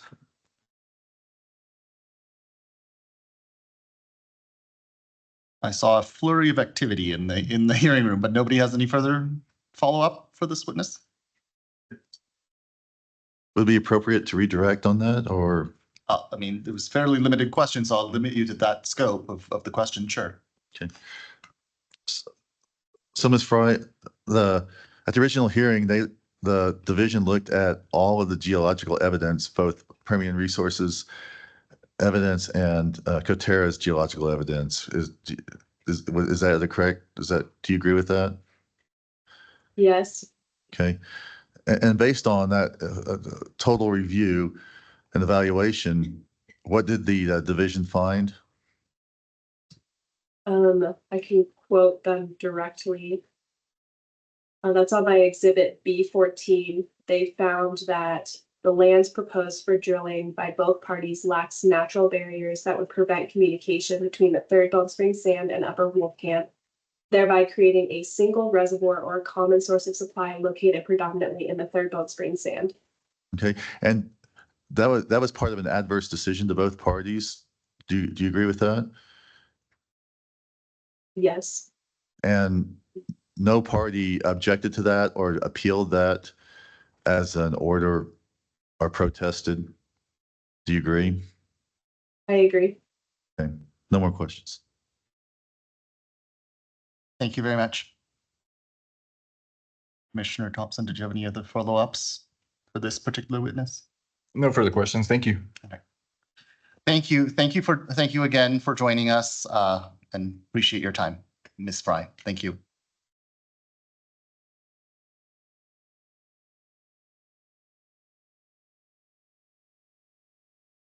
Well, if I'm correct, it's now time, unless somebody wants to advise me otherwise, I believe it's Permian's opening. Thank you very much, Chair Chang, Commission members, Commissioner Thompson. May it please the Commission. The matter before you in this proceeding involves competing compulsory pooling applications and development plans offered by Coterra on the one hand and Permian on the other. In reviewing the factors adopted by the commission and the division to evaluate competing compulsory pooling cases, 7 factors of differing importance are weighed. The most important consideration in awarding operations to competing interest owners is geologic evidence as it relates to well location and recovery. Thank you. Sorry, one moment. Of oil and gas and associated risk. And that the orders there are cited for that language. The second most important factor is mineral interest ownership control. Under the commission and division precedent, these factors together are more than sufficient to prevail in a contested compulsory pooling case. And both factors here definitively favor Permian over Coterra, as you'll see. First, as to geologic evidence, Permian now has definitive proof from its immediately offsetting production that its proposed vertically stacked wine rack pattern of co-development is necessary to prevent waste and protect crowd of rights here, especially where there's a ownership depth severance in the middle of the Wolfbone Pool. This approach is necessary to fully produce without waste both the basal third bone spring and the Wolfcamp XYA intervals of the new Wolfbone Pool.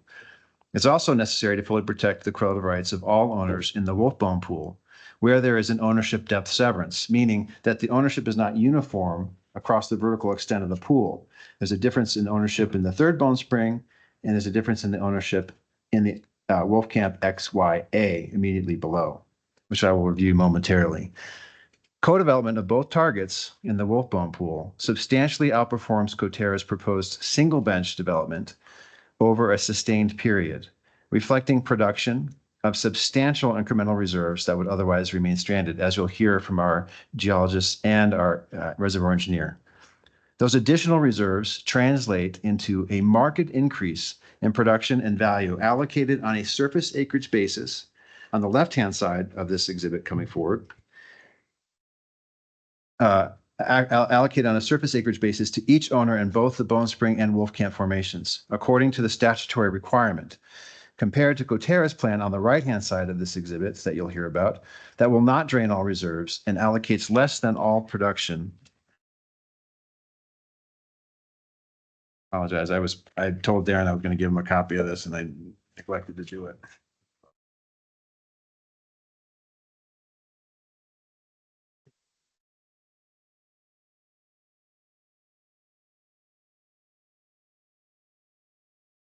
Those additional reserves translate into a marked increase in production and value allocated on a surface acreage basis to each owner in both the Bone Spring and Wolfcamp formations, according to the statutory requirement, compared to Coterra's plan on the right-hand side of this exhibit that will not drain all reserves and allocates less than 100% of production to owners in each portion of the pool, approximately 70% to the Bone Spring and 30% to the Wolfcamp. Now, that impairs owners on both sides of the depth severance. Not only does Coterra's plan not allocate 100% of production to each owner, substantially impairing their crowd rights, but they are going to be allocating far less production with their single bench development because they're losing the benefit of co-development. That demonstrably results in impairment of crowd rights and substantial waste.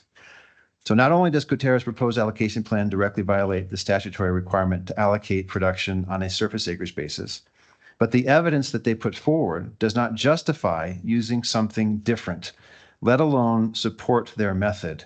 It is just not necessary in this instance.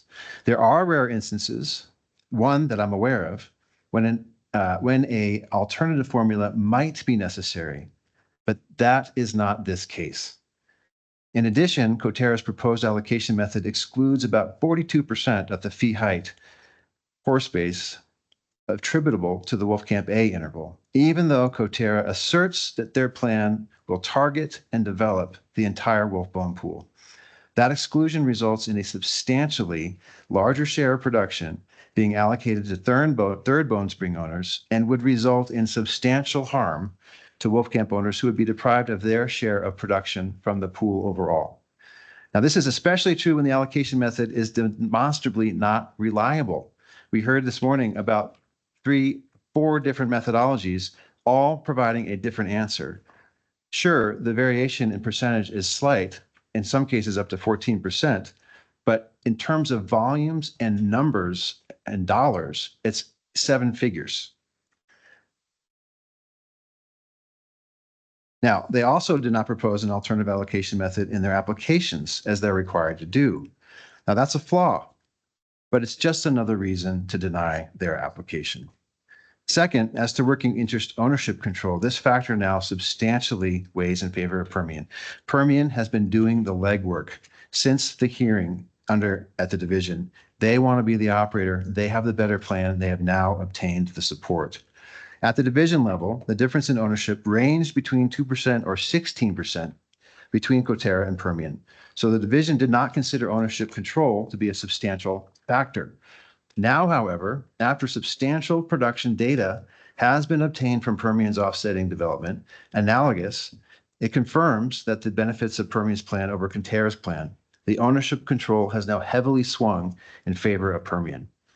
Overall, between the two formations, Permian now has 68% working interest control and 77% in the Bone Spring and 77% in the Wolfcamp, compared to about 31% on average in the Bone Spring and 23% on average in the Wolfcamp for Coterra. That's a substantial difference.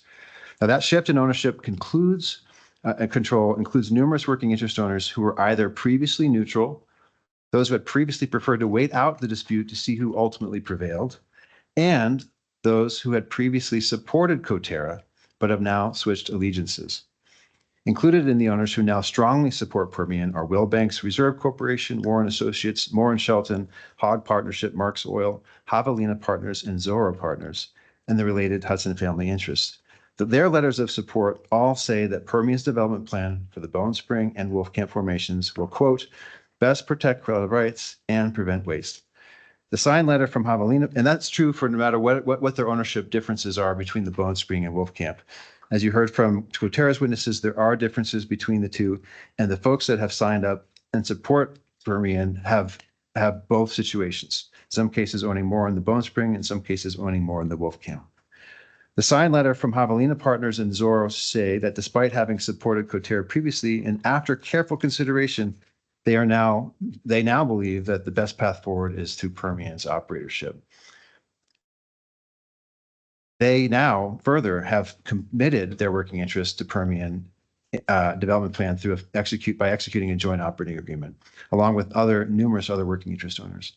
So in addition to these two primary factors, the 5 other factors include comparison of risk, review of good faith negotiations, ability of each party to prudently operate and prevent waste, differences in well cost estimates and other operational costs, and then a surface factor that sort of is a grouping of environmental and surface issues.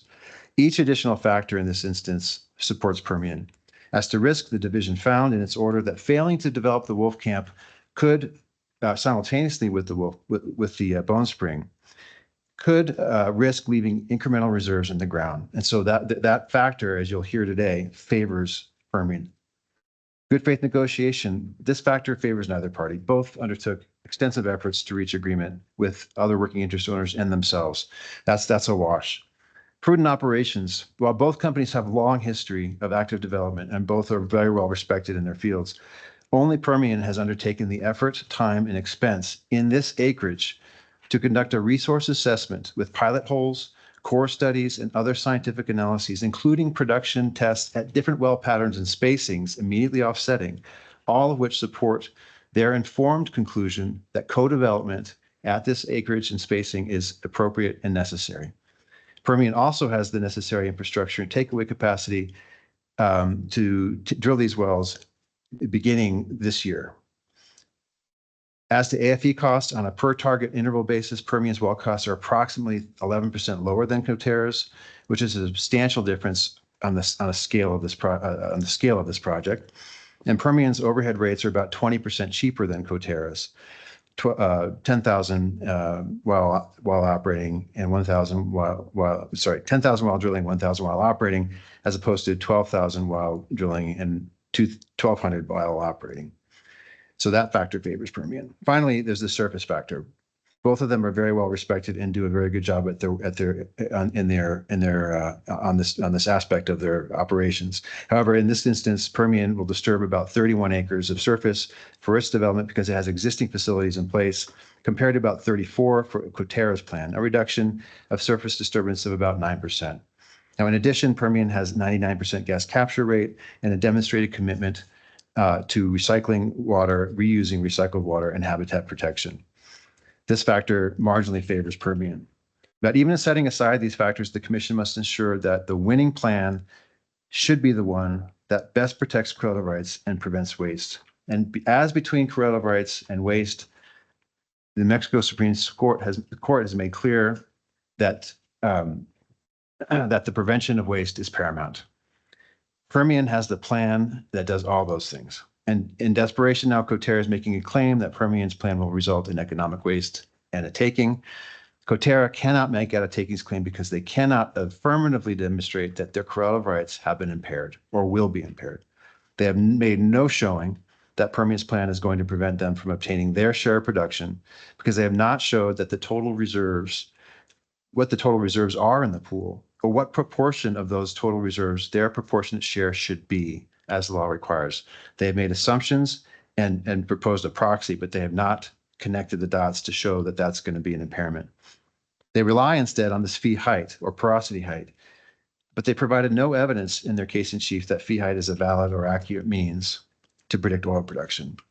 It was Coterra's burden to do so, and they haven't done it. They also can't show impairment of correlative rights unless they can prove that they're going to be denied the opportunity to obtain their fair share of production from these spacing units. But they can't even make that showing because their proposed development plan and allocation are going to result in less production and revenue for each owner in the Bone Spring and Wolfcamp, including themselves, as compared to Permian's plan, as demonstrated by the offsetting production. Coterra also can't make a showing, as they would be required to do, that the value of their ownership interest has been substantially eliminated under Permian's plan when the offsetting production demonstrates that Permian's plan will outperform Coterra in their single bench approach. So finally, Coterra fails to demonstrate that Permian's plan will result in economic waste when they make no economic showing for the competing Bone Spring developments. Their only economic evidence relates to the Wolfbone Pool, and even the Wolfbone Pool analysis fails when every well proposed by Permian is going to be shown to be substantially economic, as you'll see. Now, as outlined in our pre-hearing statement, Coterra's legal arguments and the cases and authorities that they rely on simply do not support their theory that the commission has broad discretion to alter the statutorily mandated allocation formula required under compulsory pooling cases.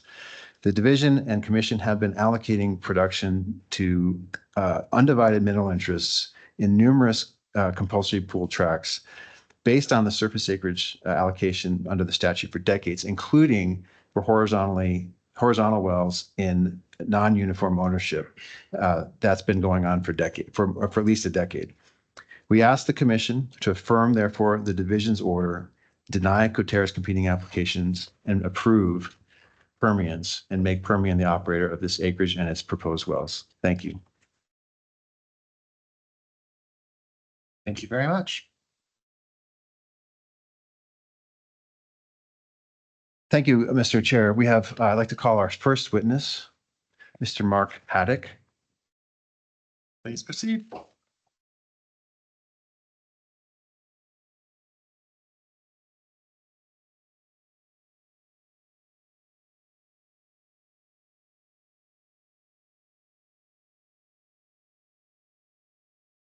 My apologies, sir. Could I have your name again?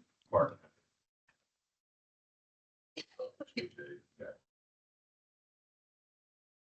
Thank you. Do you solemnly swear or affirm that the testimony you are about to give in this hearing will be the truth, the whole truth, and nothing but the truth and the penalty of law? Thank you. Your witness. Thank you, Mr. Chair. May I have a 2-minute break? It'll be on my time for that 2 minutes. I just need to get my notes. I apologize. That's Yeah. just fine. Okay, thank you. I'll take a brief recess.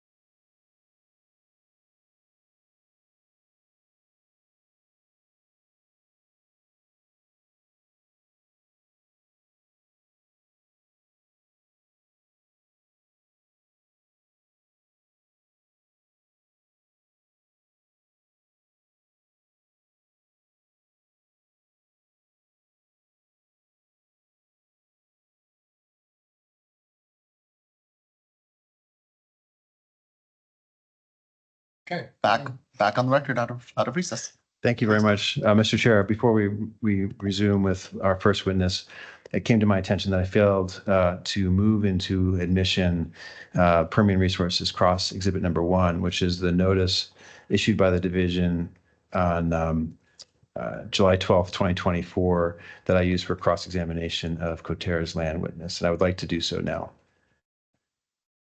Without objection? So ordered, or so admitted. Thank you. We'll mark it and then submit it to the file for the record. And I'm sorry, before we begin, oh, the witness did turn on his microphone. Very good. Thank you. Mr. Haddock, will you please explain, state by whom you're employed and in what capacity? I'm employed by Permian Resources as a senior staff landman. And will you please, for the benefit of the court reporter, spell your last name? Haddock, H-A-J-D-I-K. Have you previously testified before the division or commission? Yes, I have. And have had your credentials as an expert in petroleum land matters accepted as a matter of record? Yes, I have. And in fact, is your resume attached as exhibit, I think it's C1? Yes, it is. Okay, or rather C. Are you familiar with the applications filed in these consolidated cases? Yes, I am. And you're familiar with the status of the lands and the ownership interests in the subject area? Yes. At this time, we've stipulated to this, but I'd like to recognize Mr. Haddock as an expert witness in petroleum land matters. Now, Mr. Haddock, if you would, just at a high level, explain what it is that Permian is asking for in its competing applications. Permian is seeking to pool the working interest owners of sections 4, 5, 8, and 9 as to the Bone Spring and Wolfcamp formations, to have its initial wells, or have its proposed wells identified as initial wells, and have Permian Resources be named operator of those wells. And how many total wells is Permian Resources proposing to initially dedicate through these applications to the entire project area? Across both units, we proposed 48 wells across 5 intervals. Are the draft C102 well plats for each of Permian's proposed wells contained in your exhibit C1? Yes. Will these need to be potentially updated to reflect the correct pools based on the division's final determination of the pool designations? Yes, they may need to be sundry prior to issuance of API. Now I'm going to share my screen, and I'm going to refer you to what's been marked as your exhibit C2.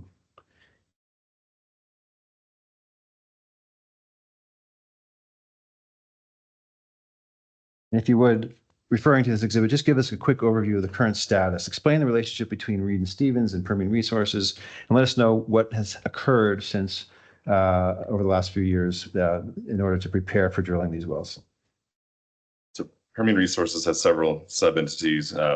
Permian Resources Operating LLC is our operating arm, which will be the operator of the wells. It's a bonded New Mexico operator. Reed and Stevens and First Century, among several other entities, are owned entities of Permian Resources. Those parties, several of those parties still remain entitled as those entities, as wholly owned subsidiaries. Stepping to the background of the development preparations out here, we have, we are positioned to start development as early as later this year, if an order was issued naming Permian as operator. We currently have half of the APDs in hand, waiting on APIs from the NMOCD, and then we expect the balance of the APDs within the coming weeks. Earlier this year, we all the potash matters have been resolved. A portion of the Joker unit traverses the potash boundary line. All development areas and drill islands are approved at this time. Since the initial hearing, we've updated our title as necessary and provided supplemental AFEs due to the duration of time, just to provide some context to the owners of where the costs have gone in the intervening 2 years. Now, your next slide here, Exhibit C3, just give us an orientation where the project area is located and how it sits relative to Permian's other offsetting development. The black pop-out box is generally what we call our Jewett Prospect. This is located in northeastern Lee County. Yeah, as I mentioned, the stair step box crosses across the Joker unit, which that is the potash boundary line. The adjacent yellow shading is a depiction of our acreage position in the immediate area, as well as the green lines depicting wells that we have recently or are actively drilling. The drill islands I referenced are kind of hard to see, are notated there in green as approved drill islands. Purple ones, I believe, are pending. Okay. As you can see on the Joker, that one is green and approved. Anything further on this slide? No.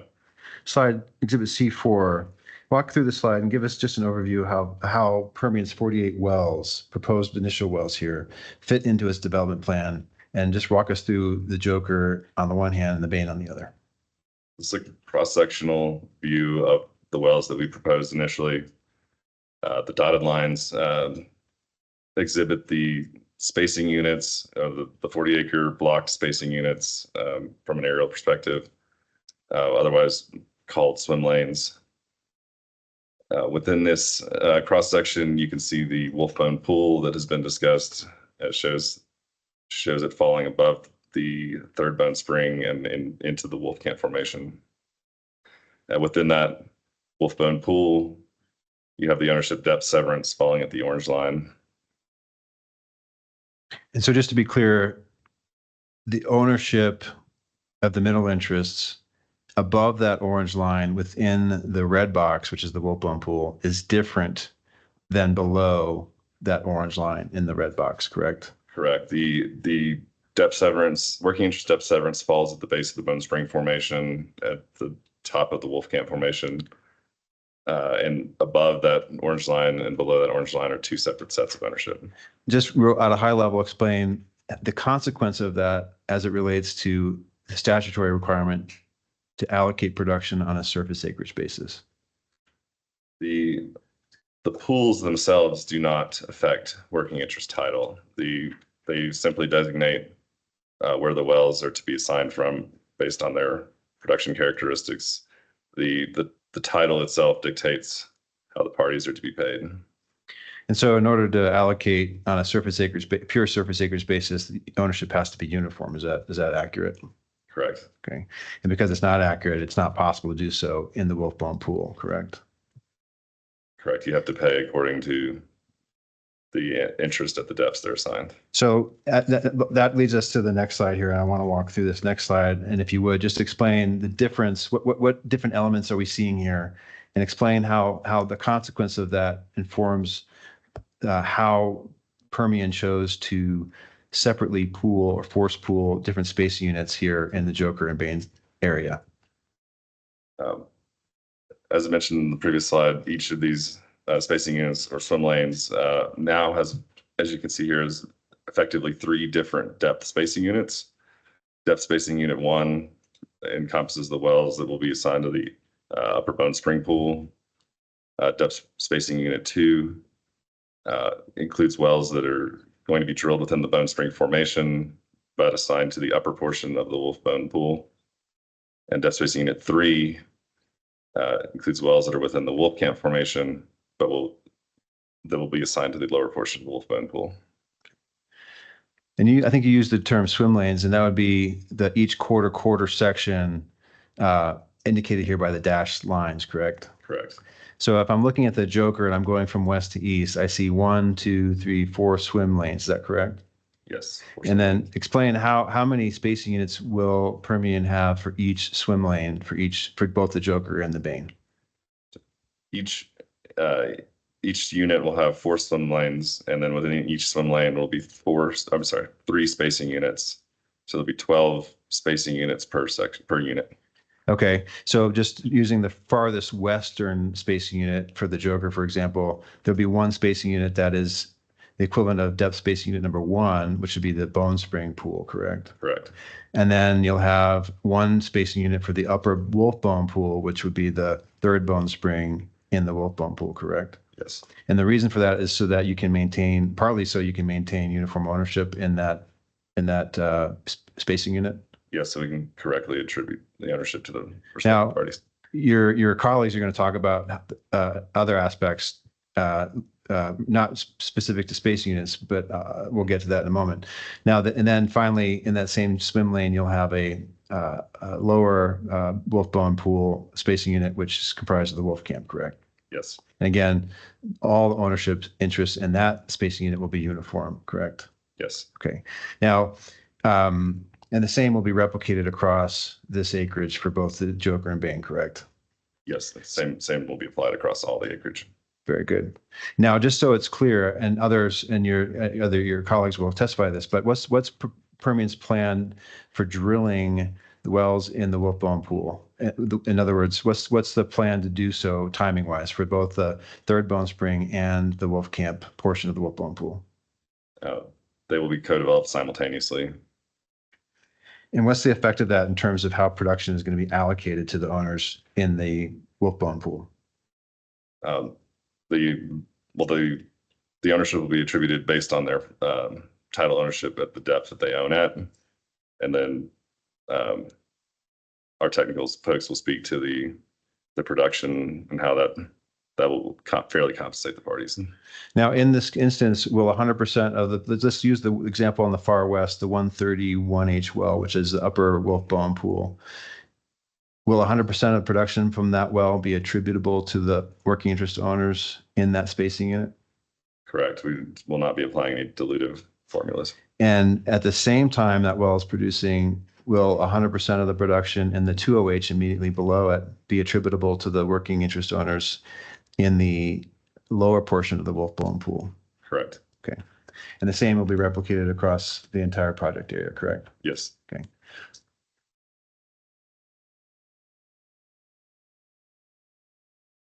Are you familiar with and have you reviewed the pre-hearing statement filed by Permian Resources in this case? Yes, I have. And have you seen the description of each of the 24 spacing units in it?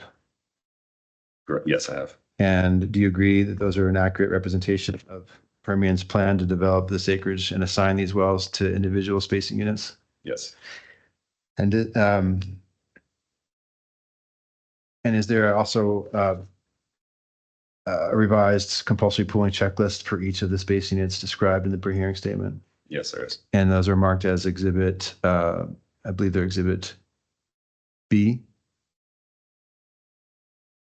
I can double check that.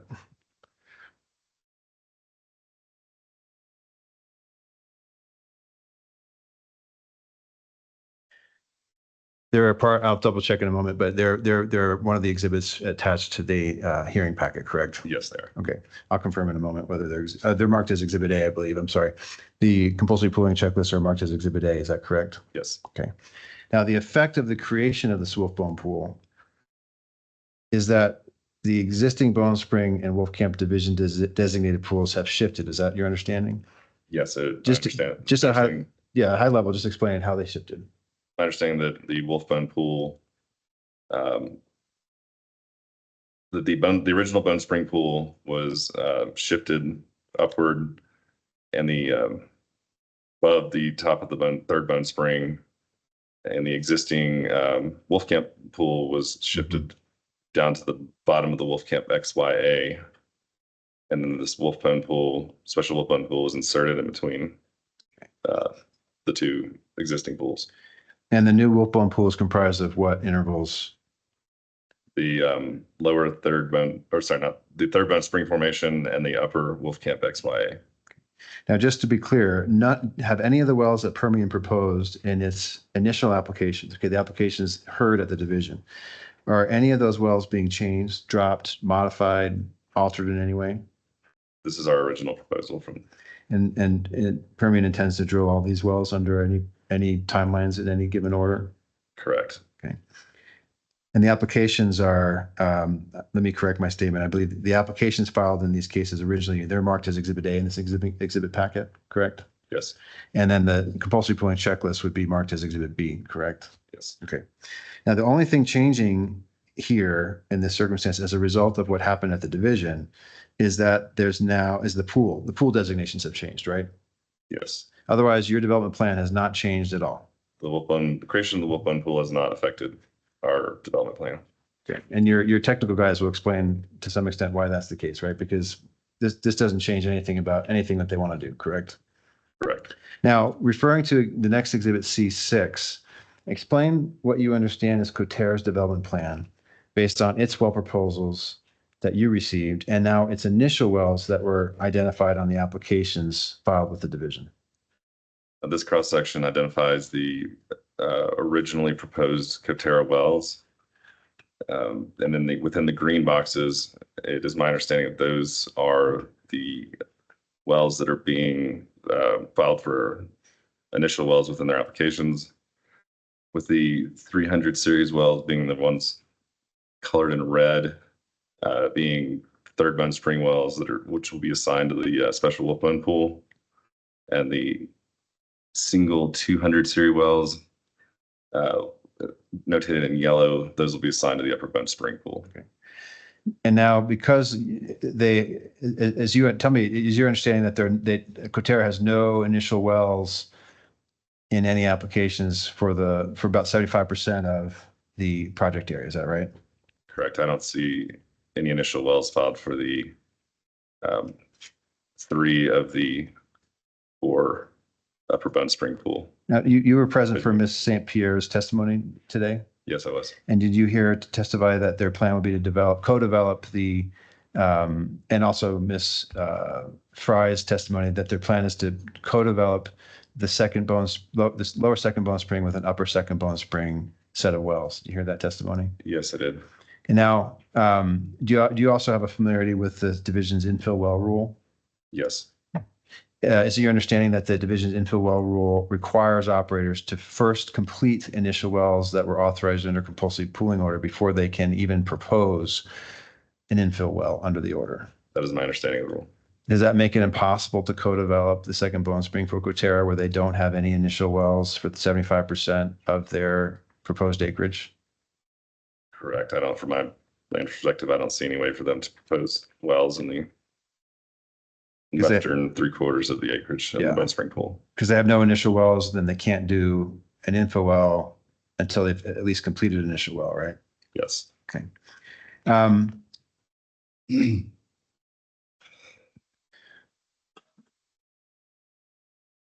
Now this one, I think we can go through these rather quickly. We talked about the swim lanes. These next 3 slides, if you would just at a high level explain what these show. So on the next 3 slides, the left graphic will just provide an aerial overview of the federal leases that are being pooled within this acreage. The right graphics outline the swim lanes for each one. In this particular exhibit, the swim lanes depicted are for the Upper Bone Spring pool wells, which will be assigned within, which will be drilled within the Bone Spring formation. And then you got your next one here, exhibit C7B. What does this show? These are Third Bone Spring wells, which will be drilled within the Bone Spring formation, but assigned to the upper portion of the Wolfbone pool. Okay. And the last set here is the next one in C7C. These are the Wolfcamp formation wells, which will be assigned to the lower portion of the Wolfbone pool. Okay. Now, this next exhibit, exhibit C8A, does it identify the working interest owners that Permian seeks to pool for the Bain development? Yes, the yellow shaded parties identify the parties that have not signed a JOA or are not owned by Permian Resources, and we seek to force pool. Okay. So you've divided this up on the left for those owners in the Bone Spring portion of this Bain acreage, and then on the right-hand side, those owners in the Wolfcamp portion, correct? Correct. Okay. And so the Bone Spring portion would apply to the space units in the Bone Spring pool as well as the Third Bone Spring portion of the Wolfbone pool, correct? Yes, those would be the Bone Spring owners are depth spacing units 1 and 2, and the Wolfcamp applies to depth unit spacing 3, if you refer back to the cross-section slide. Yeah, here. Yes. So the left-hand side of that exhibit is the owners from the top down to the ownership depth severance line. Correct. And then below that is the Wolfcamp owners, correct? Yes. Okay. So next slide here is the same, but for the owners in the Joker development, correct? Yes, correct. Same color shading applies, just for the other portion of the acreage. Okay. And then Exhibit C9, are these the overriding royalty interest owners that Permian seeks to pool? Yes, as applied to all the acreage. So for all cases, yeah. Exhibit C10, are these the record title owners in yellow that Permian seeks to pool? Yes, these are the BLM lessees of record. Now, in addition to the identifying the owners, you've also prepared extensive analysis and slides showing what the ownership interest actually is, correct? Correct. Okay, so this next series of slides relates to the Joker ownership, Joker development C11. Explain, if you would, this first slide and walk us through the ownership for the Bone Spring and then the Wolf Camp. So this slide depicts the as pooled working interest of the owners based on formations, being the left set of columns being the Bone Spring formation, the right being depth spacing units 1 and 2. The right set of columns will be the Wolf Camp formation being depth spacing unit 3. The color coding here is that the green parties either support or are owned by Permian, and the red parties are owned by Coterra. And then the lines at the bottom provide the support by swim lane of parties that either signed Permian Resources JOA or have issued letters of support in favor of Permian Resources as the operator. So just to be clear, as I understand it, if I'm looking at the top where the columns are, the column headers are, you have west half. So that'd be the far western swim lane for the Joker development, correct? Yes. And that ownership interest would apply to your Bone Spring pool and then the third Bone Spring portion of the Wolf Bone pool, correct? Correct. And that's true for all these columns for the Bone Spring and the Joker, correct? Correct. And then on the right-hand side, it would be the interest just for the Wolf Camp portion of the Wolf Bone pool, correct? Correct. Okay. And if you would just point out, there are differences in the ownership between these two formations, correct? Correct. The bolded parties, or the bolded text indicates parties that have variances within across the depth severance line. And the interest here you're showing is interest based on the leasehold interest, correct? Yes, based on county title leasehold. And that means basically what they actually own in this acreage, correct? Yes, as to the Okay. lease. Okay.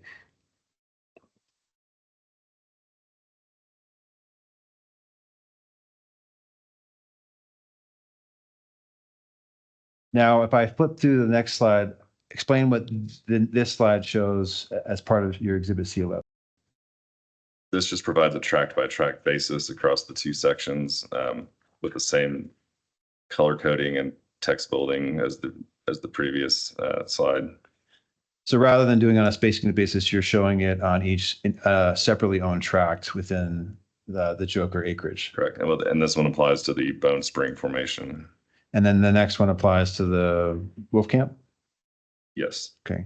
So then that's all the tracks. And now you've got another series of slides here, these inverted par charts. Explain, if you would, what these are intended to represent. This chart is intended to give a visual of the as pooled interest to show the depth, the working interest variance across the depth line. And for example, we'll go back to the Magnum Hunter example where they have 26% in the Bone Spring and 13% in the Wolf Camp. The parties that have this depth severance variation are highlighted in red, the red bars. Parties that are equal across the depth severance line are notated in blue. So just using this one as an example, in this particular instance, Reed and Stevens, which is this large bar here in the Bone Spring portion, has approximately 36% interest in the Bone Spring? Yes. And then approximately 41, almost 42% in the Wolf Camp, correct? Correct. So in this particular instance, Reed and Stevens has a larger interest in the Wolf Camp than the Bone Spring, right? And yes, in this one. So under Coterra's proposal, what's your understanding of how Coterra plans to allocate production here? My understanding, based on their 70-30 formula, the Reed Stevens would receive a disproportionately smaller portion of the production. So they would get 70% of production for for their interest in the Bone Spring, but down here where they have a larger interest, they'd only get 30% in the Wolf Camp, correct? Correct. And what's your opinion? What's your view as a landman? How would that affect Reed Stevens' interest in that acreage? That doesn't, in my view, is not a prudent way to calculate and capture the working interest of the parties. Do you have an opinion about how that impacts correlative rights? It negatively affects correlative rights because the parties aren't adequately compensated for their ownership. In other words, it's not the ownership, the allocation they're getting doesn't match. It's a fraction, it's a portion of what their actual ownership interest is in that portion of the formation, correct? Correct. Okay. So if I go through these next series of slides, it's the same repeat for each swim lane. Is that correct? Yes. So you got a tract ownership, and then you got the inverted bar chart for each swim lane showing the differences in ownership, correct? Correct. Okay. So I don't think we need to spend time on it, but I just want to flip through, and that's what this shows as well as the support in every instance favors Permian. Is that right? Correct. Overwhelming support for Permians. Now, the last slide of this C11 shows a summary slide. If you would just review what this indicates. These pie charts indicate that Permian has 27 to 61% more support within the respective formations. If you look at the pie charts on the right, on an average in the Joker Bone Spring, Permian controls 63% of the working interest compared to Coterra's 35%. And if you move down to the Wolf Camp, Permian Resources controls 80% of the working interest to Coterra's 20%. And in every instance where you indicate support, you have a letter of support or a party who has signed a JOA. Correct. Okay. Now, moving to C12, this is the same series of slides, but for the Bain ownership, correct? Yes. Okay. And essentially any variations or differences that you want to point out here, or these, other than the ownership interests in some of the owners, is it otherwise the same as what you just presented on the Joker? Yes. The color coding and the format is identical to the Joker. So you show in this first slide ownership by lane, and then ownership by tract for both the Bone Spring and Wolf Camp, and then you go through these inverted bar charts to show the ownership graphically in each formation, right? Correct. And then as we get to the end here, if you would just give us a summary of the ownership and the working interest control for the Bain in this acreage. Well, within the Bain unit, Permian Resources has on average 48% more working interest support, being 74% to Coterra's 26%. Now, Exhibit C. That's across both formations. Got it. Now, Exhibit C13 is this a copy of the sample of a well proposal letter that was sent out to all working interest owners by Permian prior to the division case? Correct. Okay. And does this Exhibit C13 include the original AFEs and the updated AFEs that Permian sent out as of September 2025? Yes, it does. And are those updated costs reflected consistent with what operators have incurred for drilling similar horizontal wells in the area? Yes, to my knowledge. What is, if you can recall, the range of costs for Permian's wells across the 5 benches on a per well basis? It's roughly 8.2 to 8.9 million. Do you have a recollection of how that compares to Coterra's updated AFE costs? It's on average about 11%. Permian's is about 11% cheaper than Coterra's AFEs. Now, how about overhead and administrative costs while drilling these wells and while producing? What is Permian proposing here? Permian's requested a 1,000 monthly and 10,000 while drilling, which is about 20% less than Coterra has requested. What's Coterra requesting? They've at 1,200 monthly and 12,000 while drilling. Now, are these costs that you're proposing similar to what other operators are charging for similar wells in this area? Yes, from what I've seen. And after sending these well proposal letters, did Permian take additional efforts to reach agreement with owners? Yes, we worked extensively with the owners over the last couple of years.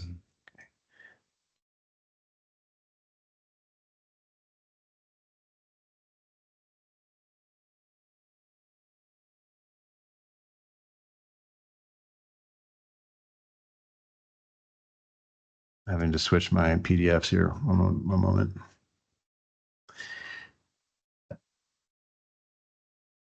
Is Exhibit C14 a copy of your chronology of contacts reflecting your efforts to reach voluntary agreement? Yes, it is. And do those efforts continue from the time of the underlying hearing in the division to the present? Yes. What was the ultimate effect of, and there's several pages here reflecting the continued efforts to reach agreement and the agreements you have reached as recently as September 10th of this year, correct? Correct. And then your slide C15, what does this reflect here as to the culmination of those efforts to reach agreement?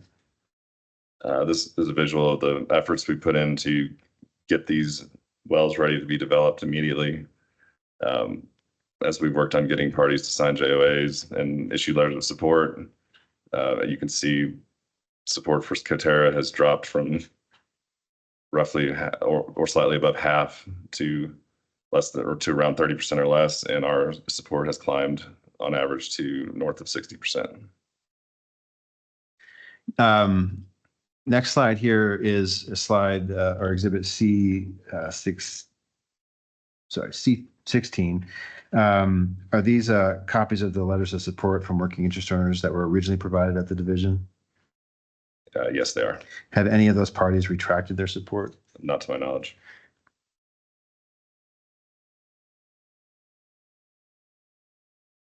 Is C17 a copy of the letters received in support of Permian's work since the order was issued by the division? Correct. Several parties have either issued new letters or reaffirmed their support.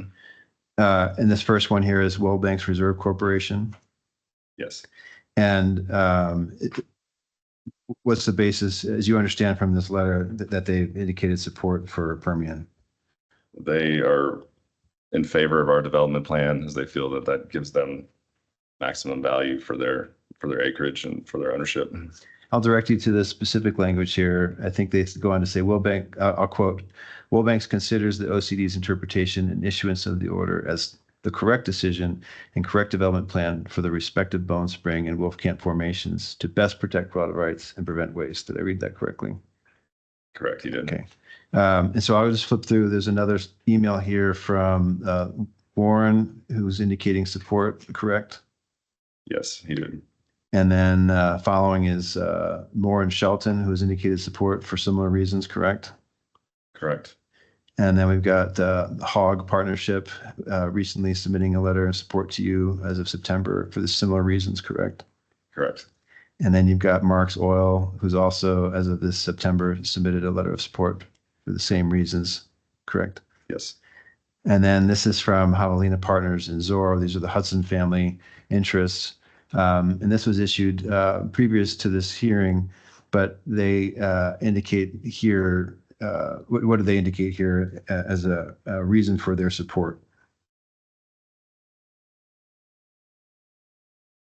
They saw the Permian Resources plan of development was the best path forward for the co-development or for the development of the Bone Spring and Wolfcamp formations. To your knowledge, and they went on and signed a JOA, correct? Correct. So since yes, either right before or right after this letter, they signed the JOA. Now, to your knowledge, have any of the working interest owners who have indicated support withdrawn that support? No. As to the JOA,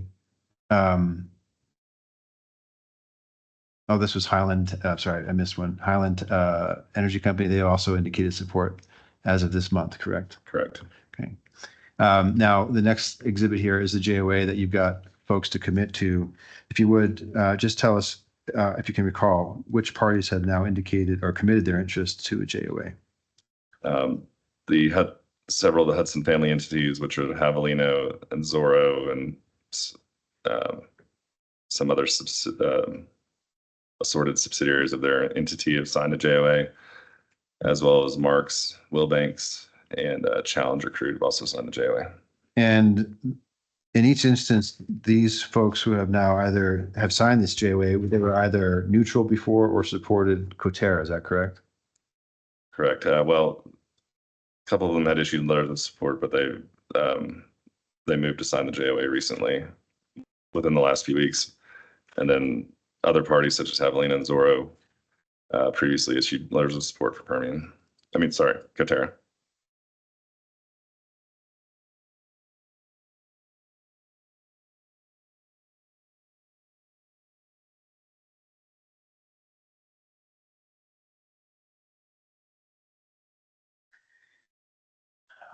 Referring to Exhibit C20, if you would just explain what this, let's see, sorry, I skipped one. Exhibit C19.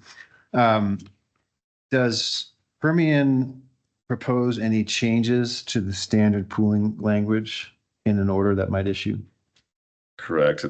Prior to the initial hearing, Permian proposed a modification to the well proposal process of the pooling orders. And if you would just give us kind of and was that proposed modification adopted by the division when it issued its order? Yes, it was included in the order granting Permian service operatorship. And does Permian seek the same reaffirmation of that modification in any order that commission issues in favor of Permian? Yes, Permian would request that it be pulled forward into an order that names Permian operator. If you would just give us an high-level understanding of what this modification is and would do.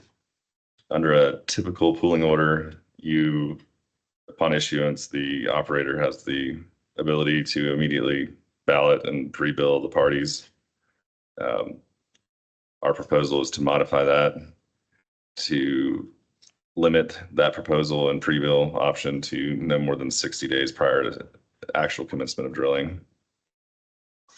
So the gist is, say if you didn't have this provision in place and you were awarded operatorship, Permian could issue AFEs for all 48 wells at one time and require an operator to pay its proportionate share in advance, even though Permian may not drill a well until the 364th day of the deadline under the order, correct? Correct. Yeah. And so they'd have to give up their money and you get to sit on it for 364 days before making use of it, correct? People don't like that, do they? No, they don't. So in order to ameliorate that potential impact, you're proposing this modification to require or limit your ability to issue the AFE and election to only 60 days before you're actually going to start drilling the well, correct? Correct. Okay. Now, just a question though, are you aware of whether did any of the working interest owners that support you or sign your JOA request this? I mean, was this a consideration or concern for them? None of the parties supporting us expressed this as a concern. I believe this was probably derived from Coterra's concerns. Okay, so none of the parties who signed or support you actually have indicated any concern about well costs or the timeframe for election? No, I have not. Okay. Now, in the exhibit packet, there's also Exhibit G. Does that contain affidavits with attached letters providing notice of the division hearing to the parties that you seek to pool in these cases? Yes. And those were timely sent by certified mail? Yes. And it was to all known and valid addresses of record? Correct. And those, does Exhibit H in the packet contain an affidavit of publication for each case providing notice of the division hearing to the parties? Yes. By name? Yeah. And actually notice was accepted by the division below as being appropriate and meeting all the requirements. Correct. Okay. At this time, Mr. Chair, I would move the admission of Exhibits A, B, and C, and all of the attachments to Exhibit C, as well as Exhibit G and H. Hearing no objection. So admitted. Thank you. At this time, Mr. Hearing Officer, I have no further questions of the witness to make him available for cross-examination. Mr. Savage, your witness. Yes, thank you. Good afternoon, Mr. Haddock. Thank you for your time and consideration to answer my questions. If you do not understand a question or did not hear the question, please do not hesitate to ask me to repeat the question. Mr. Haddock, in your original applications, you pulled the Bone Spring in one set of applications, and you pulled the Wolf Camp in the other set of applications. Is that correct? I believe so. Okay. And at the time that you filed the applications, those spacing units were based on the two pools that had been classified by the division, a wolf camp pool and a Bone Spring pool. Is that correct? Sorry, I couldn't hear you. So at the time that you filed those applications, those spacing units that you described in the application, they were based on the Wolf Camp being classified as a separate pool, and the Bone Spring also being classified as a separate pool. Objection, the applications do not refer to pools, they refer to formations. Okay, I'll rephrase the question. At the time you filed your applications, pooling the formations, had the division at that time classified two pools, one being one that covered the Wolf Camp, that being the Wolf Camp pool, and the other being the Bone Spring pool? I believe so. Okay. Now, are you aware of the division finding in the first order that was issued, and this is R 23089, that the Wolf Camp wells would share production with the third Bone Spring? Which order? I don't have it. Or it's the first order that was issued that resulted in the creation of the Wolf-Bone pool. Are you familiar with? Are you aware at all of that particular order? I'm familiar with the creation of the Wolf-Bone pool. Okay. Would you agree that the creation, one of the findings that motivated the creation of the Wolf-Bone pool was that a well drilled in the Upper Wolf Camp would share production with both the third Bone Spring and the Upper Wolf Camp? I'm not a geologist, so I can't opine to that. Well, okay, so you're not familiar with the OCD's finding in that? I don't have the verbiage Okay. in front of me. Did you listen to the previous testimony?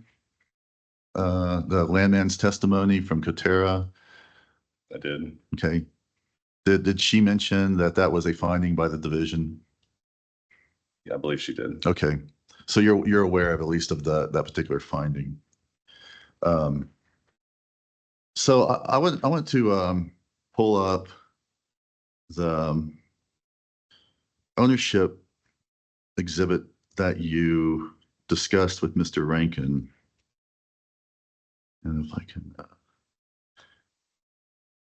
that's page 168 on Permian Resources exhibits. Is that the first part, Mr. Rankin? I think this is it. Okay.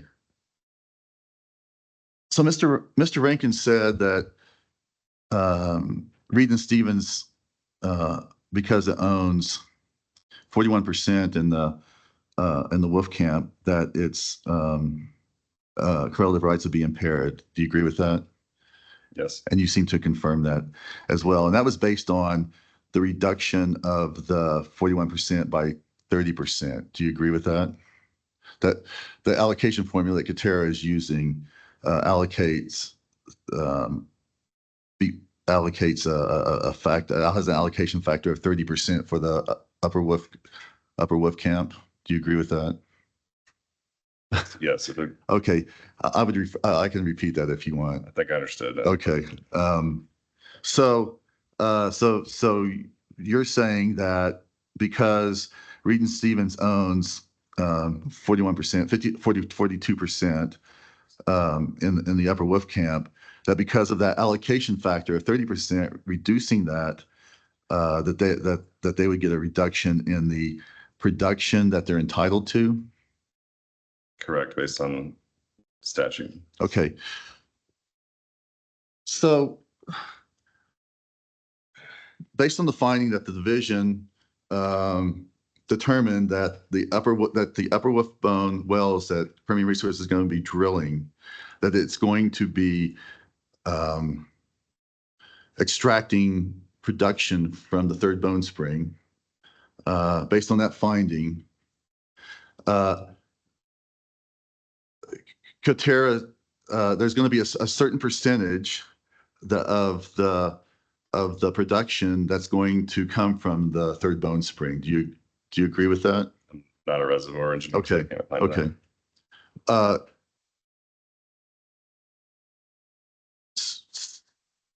So let's take a hypothetical. Let's assume that Coterra's geologist is correct and that the OCD findings are correct. And the OCD findings include not only the sharing of production, but that the reservoir, the common source of supply, is located predominantly in the Third Bone Spring. So let's assume as a hypothetical that those are correct assumptions. And then let's assume that the Coterra's geology is correct and that the Upper Wolfcamp wells will produce 70% from the Third Bone Spring and 30% from the Upper Wolfcamp. Okay, do you understand the premise, hypothetical premise of this question, the facts involved? I'll say I understand it. I'm not going to consent to any Yes. agreement. So based on that hypothetical, that wellbore in the Upper Wolfcamp, the production in there is going to have, would you agree that it would have 70% of production from the Third Bone Spring and 30% production from the Upper Wolfcamp? I believe you're stepping into engineering tech situation. I can't Okay. opine to that. Okay. If that is the case, okay, then wouldn't it be true that Reed and Stevens is only entitled to the 30% of production that comes from the Upper Wolfcamp because they only own because they own in the Upper Wolfcamp? They own in the Upper Wolfcamp. So they're entitled to production from the Upper Wolfcamp, correct? Parties are entitled to production based on their title ownership. And the title ownership shows that they own in the Upper Wolfcamp. Is that correct? Correct. Okay, so they own in the Upper Wolfcamp, and they're entitled, therefore, you agree that they're entitled to whatever the Upper Wolfcamp produces, whatever that wellbore We produces. don't believe that an allocation formula is necessary. Okay, that's not the question. So I'm saying whatever production from that wellbore produces from the Upper Wolfcamp, Reed and Stevens is entitled to that. Would you agree with that? Re-ask the question. I've lost it. Okay. A well is drilled in the Upper Wolfcamp. It's going to produce from the Upper Wolfcamp. Whatever it produces, whatever that production is in that wellbore from the Upper Wolfcamp, Reed and Stevens is entitled to that production. I mean, just proposing to co-develop the two intervals, so I'm not really sure what you're asking. Okay. So let's put it this way: if Reed and if a wellbore has production and 30%, okay, let's say if a wellbore has production and is produced, and the production is 100 barrels of oil, and 30 of those barrels come from the Upper Wolfcamp, and 70 of those barrels come from the Third Bone Spring, wouldn't Reed and Stevens be entitled only to 41% of those 30 barrels? I don't agree with that based on the statutory language of allocating egg production on a surface acreage basis. So based on that, you're saying that the statutory language would allow Reed and Stevens to claim ownership in the 70 barrels that come from the Third Bone Spring? We don't find that there's an allocation formula necessary because our plan is to co-develop it, which our technical guys will speak to. Okay. So that didn't answer the question. I'll repeat it again. Are you saying that the statutory language allows an owner who's entitled only to 41% of 30 barrels that come from the Upper Wolf Camp to claim ownership of the 70 barrels that come from the, or part of the 70 barrels that come from the Third Bone Spring. Objection, I believe this is an incomplete hypothetical. And I think that the witness would need to know more information to be able to answer it. And I think he's asking him about engineering issues and questions without giving him enough information to formulate an opinion based on this hypothetical. Would you like to elaborate or expand on Well, your question? So I would say that, I'm bracketing the engineering or whatever geological data or engineering data I'm bracketing, and I'm saying, take that. We're going to assume that the geologist and the engineer are correct. And the geologist and engineer, and they say that if you drill a well in the Upper Wolf Camp, that and 100 barrels, to make it simple, 100 barrels are being produced, that based on the geology engineering, 30 of those barrels are going to, in that well bore, are going to come from the Upper Wolf Camp, and 70 barrels in that well bore are going to come from the Third Bone Spring. So all I'm asking him, so once that's bracketed and established, I'm asking the witness, based on his understanding of ownership, and that Reed and Stevens owns 41% in the Upper Wolf Camp, and that's it. Would you apply that 41% only to the amount that's being produced from the Upper Wolf Camp? I think that's an appropriate question because it focuses on the landman aspect of the total development. Ms. Vance, is the form of that question acceptable? I don't believe so. And I'll let my colleague here chime in, but Apologize for my absence. I think that the issue I have is that it's what Mr. Savage is doing is he's trying to force the witness to agree with his theory of the case without providing sufficient underlying facts that would be necessary to agree or disagree with his hypothetical.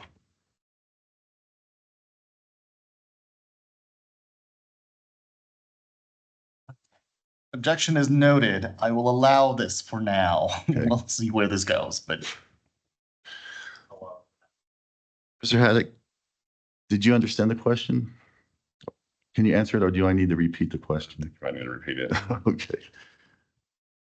Okay, we're going to take as facts, certain facts that are going to determine what these owners are going to be able to claim to own, okay? And the facts are, number one, that the OCD's finding that the Upper Wolf Camp well bore drilled in the Upper Wolf Camp is going to produce from the Third Bone Spring, some part from the Third Bone Spring, okay? So we're going to assume that part is a hypothetical, that the part that it produces from the Third Bone Spring is 70% of the production of that well bore comes from the Third Bone Spring, and 30% of the production in that well bore comes from the Upper Wolf Camp. Okay, once we have that, we know what the production that's inside that well bore, right? Do you agree with that? No. Okay, it's a hypothetical. So once you have that, you know what the production is inside that well bore, okay? So if we assume that well bore produces 100 barrels of oil, okay, based on those percentages, 30 of those barrels come from the Wolf Camp, from the Upper Wolf Camp. Would you agree that Reed and Stevens, 41% of ownership in the Upper Wolf Camp entitles them only to 41% of those 30 barrels that come from the Upper Wolf Camp? I would not. I mean, in my experience, I've only seen prudent operators apply the surface acreage basis allocation. Okay, thank you. I'll move on, Mr. Chair. Okay, so you said in your testimony that you read and reviewed Coterra's pre-hearing statement. Is that correct? Yes. Okay. So in that pre-hearing statement, it mentions a a concurrent case at the OCD level that involves the creation of a Wolfbone pool, similar to what we're dealing with in this case. So, are you familiar with that? Okay. So, would it?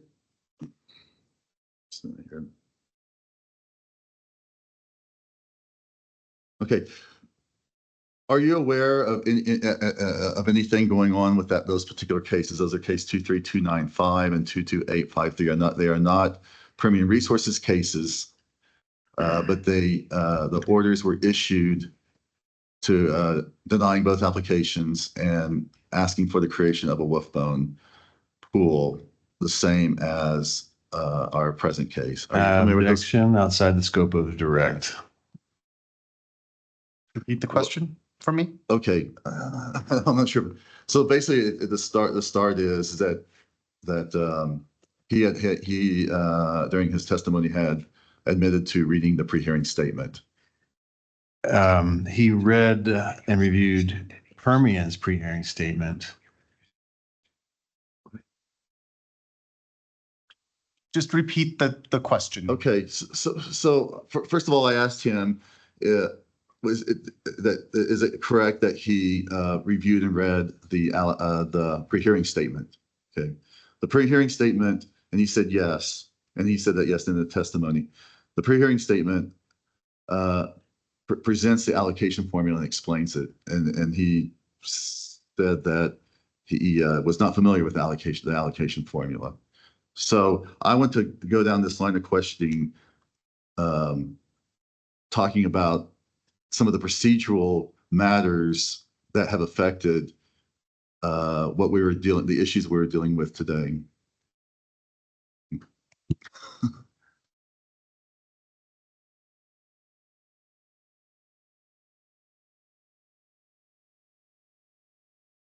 Okay.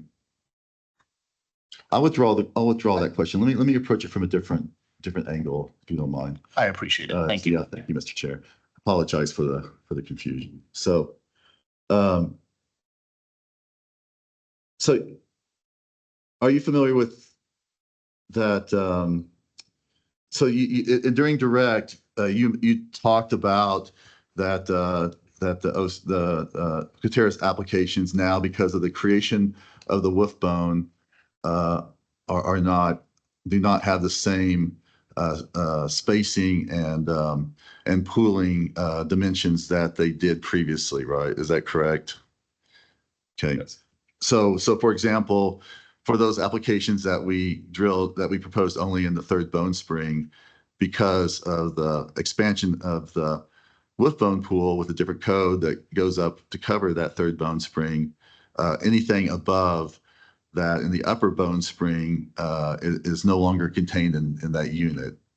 That was in the application, correct? You went through that whole thing and that was talking about how we wouldn't be able to simultaneously drill all our upper Bone Spring wells because of that, what you would view as a defect. Do you agree with that? Correct. Okay, so are you aware that during the proceedings that led to this hearing, that after the creation of the Wolfbone, Coterra was concerned about effects that the creation of the Wolfbone would have on the original applications, and that they requested the division the opportunity to update its pooling applications, include the allocation formula, and update its closing argument. Are you familiar? Are you aware of that? I never saw anything similarly filed by Coterra. So you're not aware then that Permian Resources opposed that request? I don't have that record in front of me, so. Okay. You talked about, you know about the statute, the pooling statute, you know about infill wells and the rules and statutes that govern them. Are you aware of the powers of the commission and division? in regard to their authority and jurisdiction? Do you have a sense? Would it surprise you that the commission has the authority to do whatever may be necessary to protect correlative rights and prevent waste? I don't know what the question is. Are you aware that the commission and division has the authority to do whatever may be necessary to prevent waste and protect correlative rights? I'm not familiar with their Okay. their authorities. So let's assume a couple of things. Let's assume that the commission under the statute has the authority to do whatever may be necessary to prevent waste and protect correlative rights. Let's assume that Coterra was denied the opportunity to update its pooling applications. Okay. So, and then let's assume that now the competing development plans presented to the commission, both arguing that they are superior plans because both arguing that they protect correlative rights and prevent waste better than the other. So let's assume that the commission decides that Coterra's plan is superior in that it protects correlative rights better and it prevents waste better. Okay, let's just assume that they may rule for Permian Resources, but we don't know who they're going to rule for. But let's assume that they decide in the end that Coterra's development plan better protects correlative rights and prevents waste, and Permian Resources does not. Because the commission has the obligation under the Oil and Gas Act to prevent waste and protect correlative rights, if they have the authority to do what is necessary to prevent waste and correlative rights, do you not think that they would have the authority to allow the Coterra to reform its applications in order to implement a plan that prevents correlative rights, that prevents waste and protects correlative rights? I think he's asking for a legal conclusion about what the legal authority is, the extent of legal authority of the commission, which I don't think is appropriate for this witness. And it's also, I think, outside the scope of direct.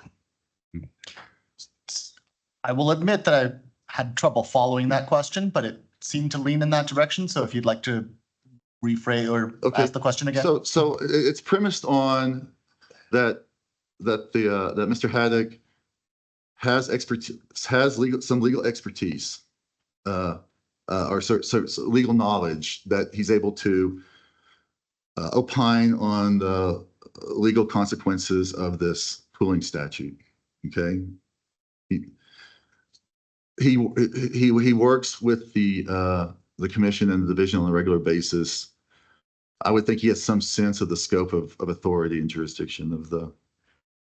So the question is premised on that if you assume that what it says in the statute is true, that the commission has the authority to do whatever is necessary to prevent waste and protect correlative rights. If we make that assumption, say an attorney told him yes, that's the case, then if the commission chooses a plan because it does protect correlative rights and prevent waste,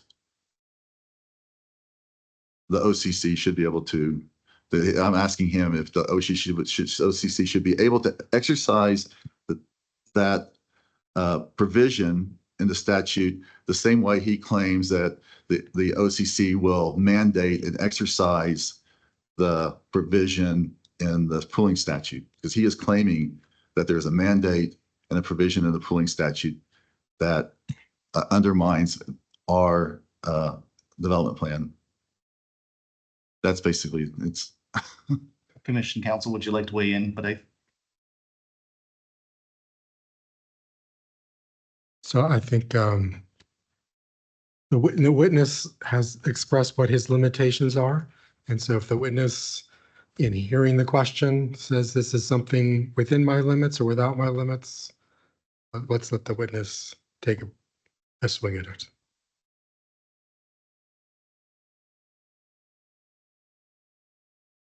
Expertise to opine on what the OCC can and cannot do.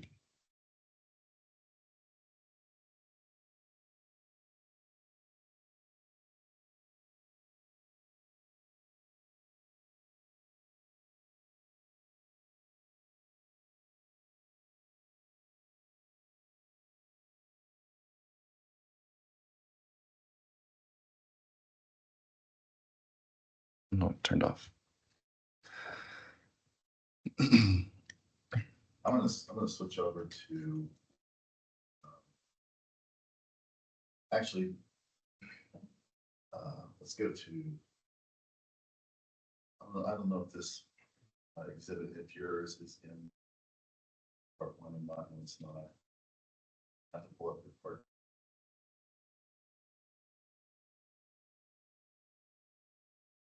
Okay.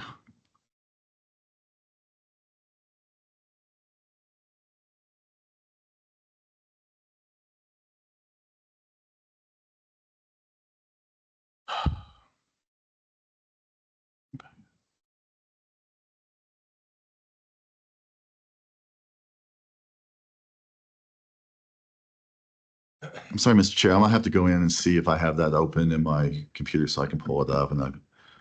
Take your time.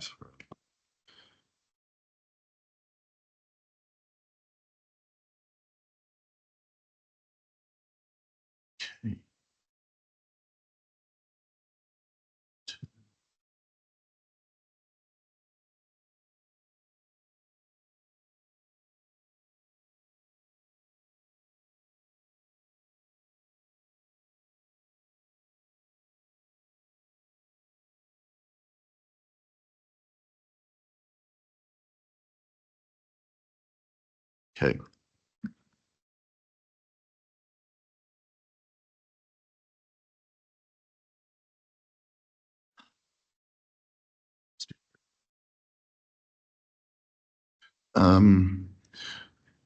That exhibit, Mr. Rankin, that showed the some timeline of events and communications, and it's page 451. Is that in part 3?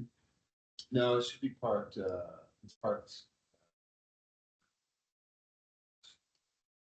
2, it's C14, which is the first exhibit in part 2. So I have reasons, Oh, no, sorry. It's not the first exhibit, but it's part 2.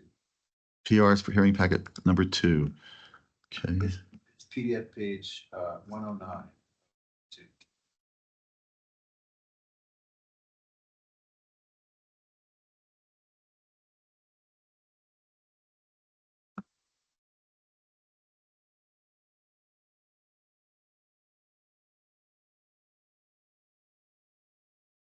Or So I have part 2. I have part 2 starts with, it's PDF page 109 of that. Page 449 of the patch.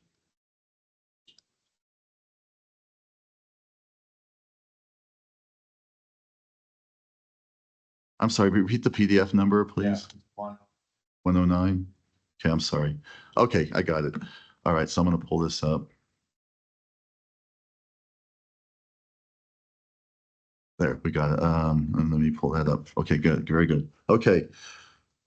So, Mr. Haddock, are you familiar?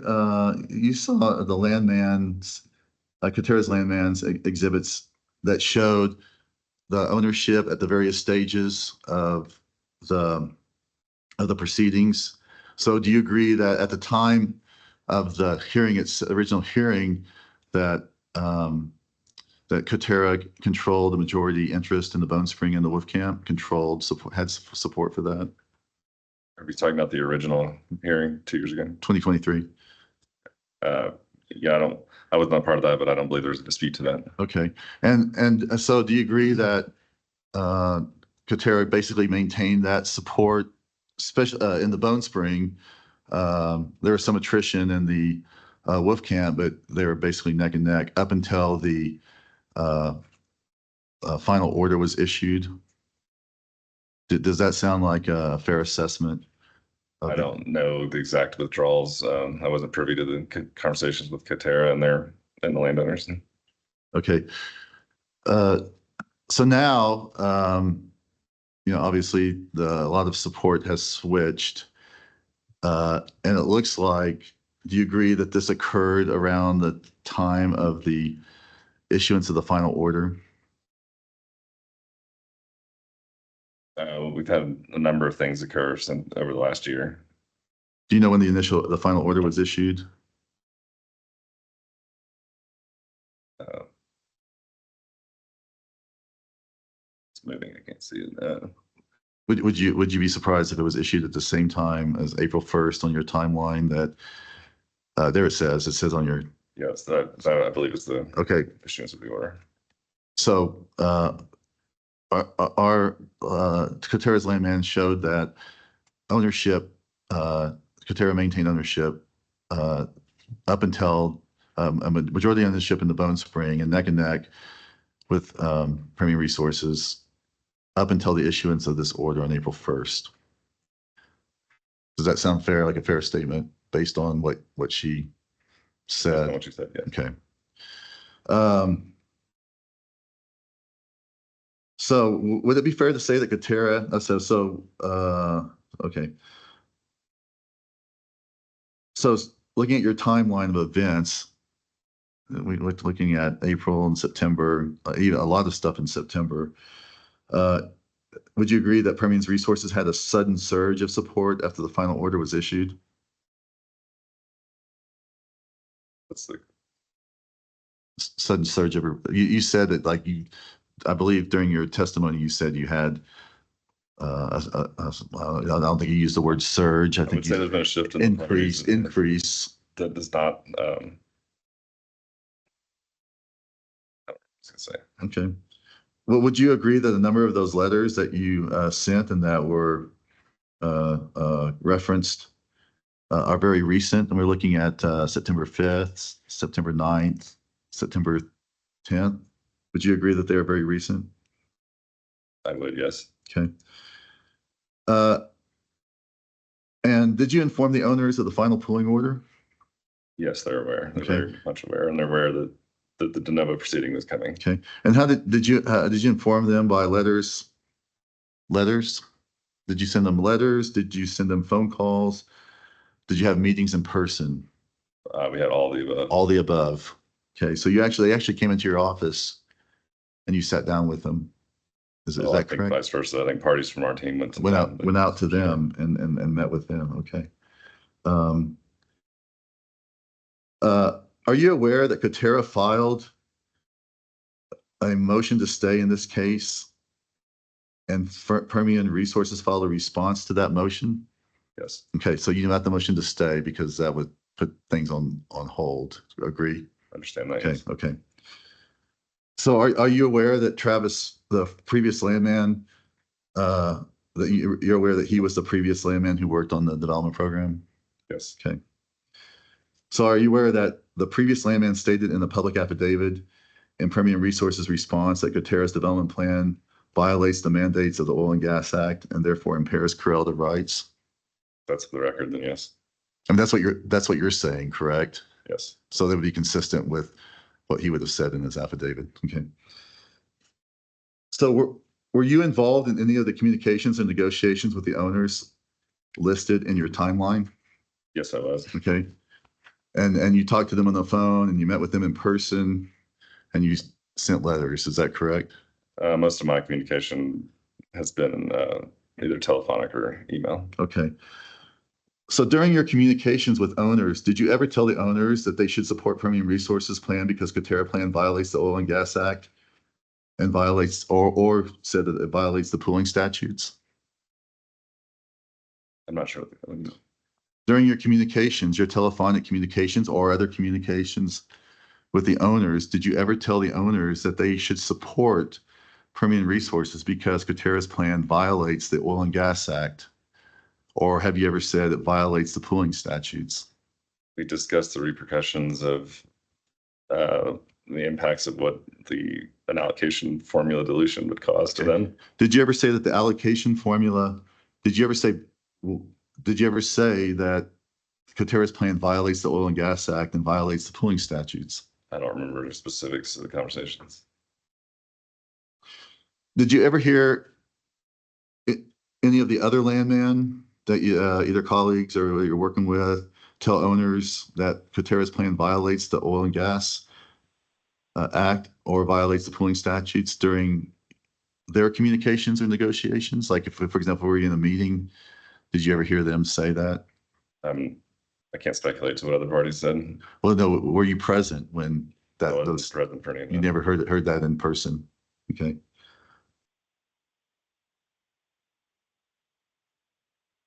Do you think that if a landman made that statement, as the previous landman did to an owner, do you think the owner would be more likely or less likely to support the competing plan, Coterra's plan? I can't speculate to what someone else said. No, I didn't ask that. I said as a hypothetical, if a landman did tell owners that Coterra's plan violates the law, and the owner believed the landman's statement, do you think the owner would be more likely or less likely to support the competing plan? I don't believe I have enough facts to. That's a hypothetical. You don't believe there's enough, I said enough facts in there? I don't think there's enough detail there to opine on what a hypothetical landowner may or may not do. Okay. If someone told you that you believed, if someone told you that you believed that a plan, a development plan violated the law, and would you be more likely or less likely to invest in that plan? These are sophisticated owners and can make their own decision. I asked you if you were told that by. I would assess the facts and make a decision. I wouldn't just take someone's word for it. Okay, fair enough. Would you agree that an official order issued by the state carries a high degree of authority when an owner reads it? I don't know. There's varying degrees of reactions to things. I don't know what an owner may or may not do. Okay. So, but you did tell owners that you had official order in hand, which is true. You had an official order in hand. These parties have been very well apprised of the proceedings over the last. Do you think that that would be persuasive to gain owner support? I think it's persuasive that they signed JOAs and simultaneously issued letters of support for our development plan. Okay. Do you think that that played a factor in the persuasion and to sign those? I think that the fact that they were signing as recently as last week is when they knew the matters were still pending, shows that they are cognizant of making their own decisions on the best development plan. Okay.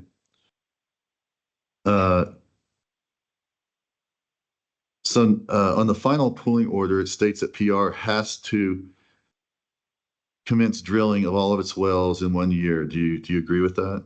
I do. Okay.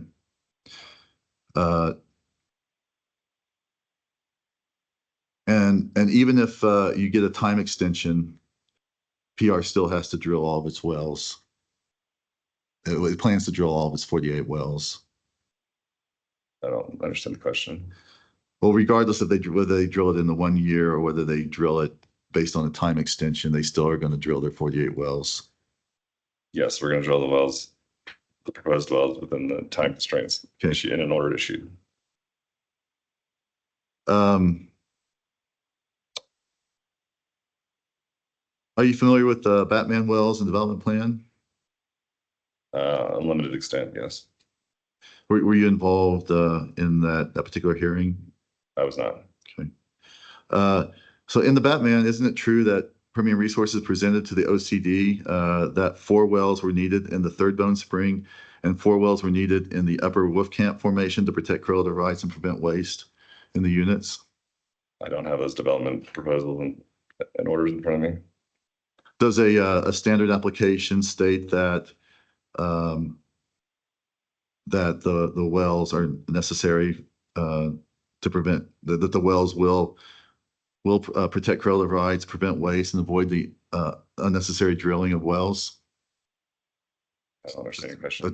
Are you familiar with the standard application that's filed with the OCD? To an extent, I don't have the verbiage memorized. Okay. But you do but in those applications, they did propose 4 wells for the Third Bone Spring and 4 wells for the Upper Wolfcamp.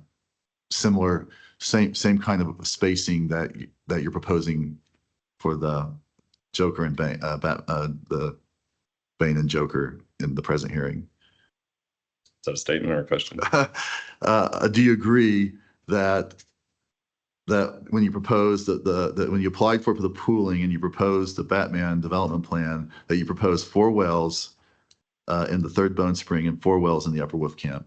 I didn't handle those, so I mean, if you say that it is, then I guess we could like speculate that it's probably correct, but Okay.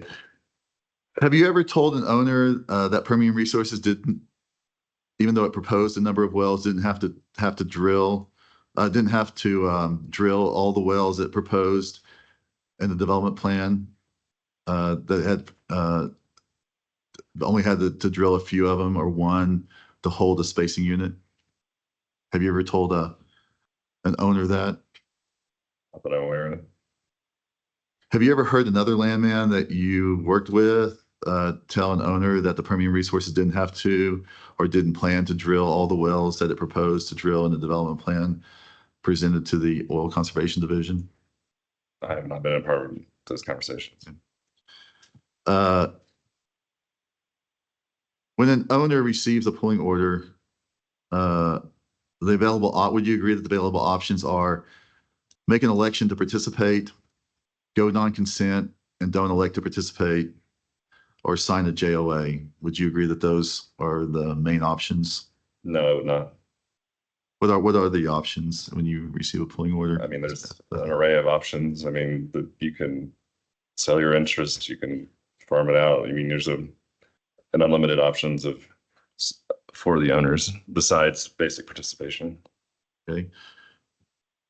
But if an owner decided to subject its interest to the pulling order, is there a significant penalty associated with going non-consent for going non-consent?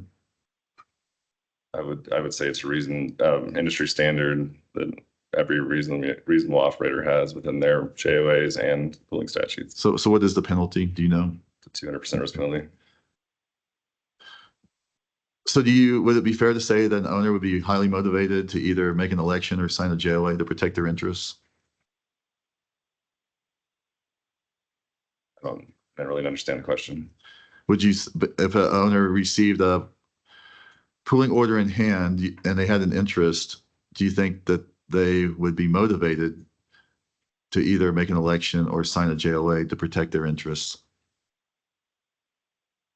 Well, I mean, if they're subject to the order, they have to either make an election or choose one of the other multitude of options to. Okay.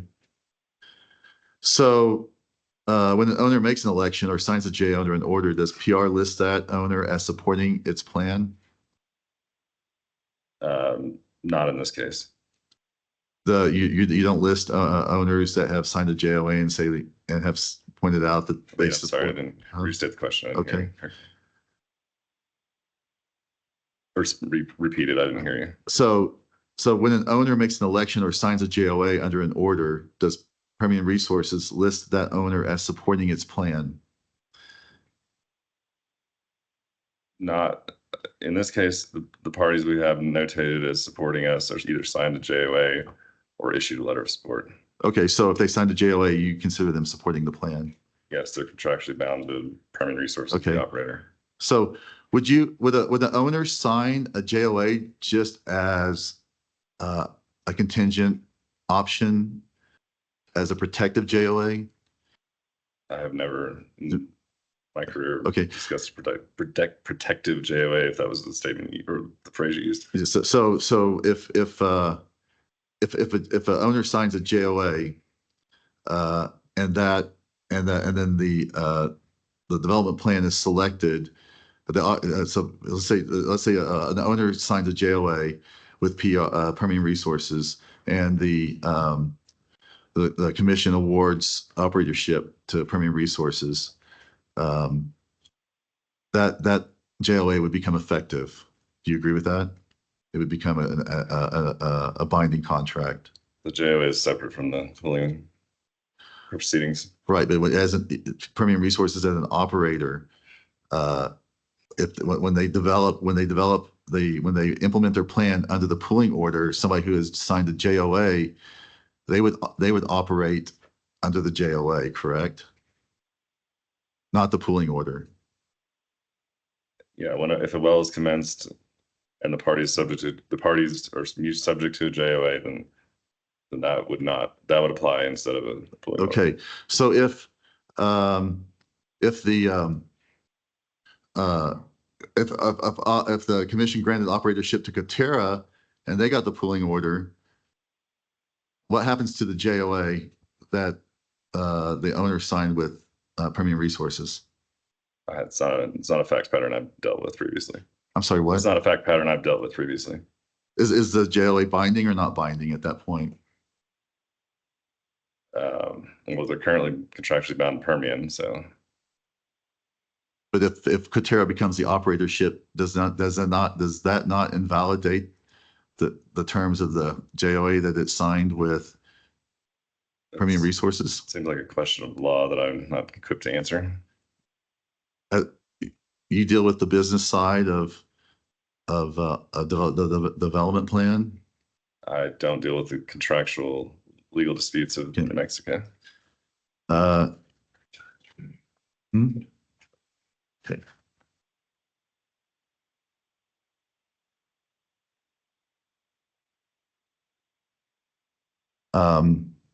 That concludes my questioning. Thank you. Noting the time, I will invite a motion to adjourn for the evening. Pick it back up in the morning. So moved. Motion so moved. All right. I second, and I think we're unanimously deciding to adjourn for the evening. We'll see you back here at 9 a.m. Thank you.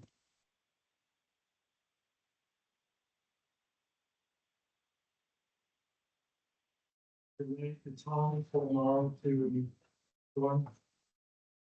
No attorneys are gonna be surprised tomorrow.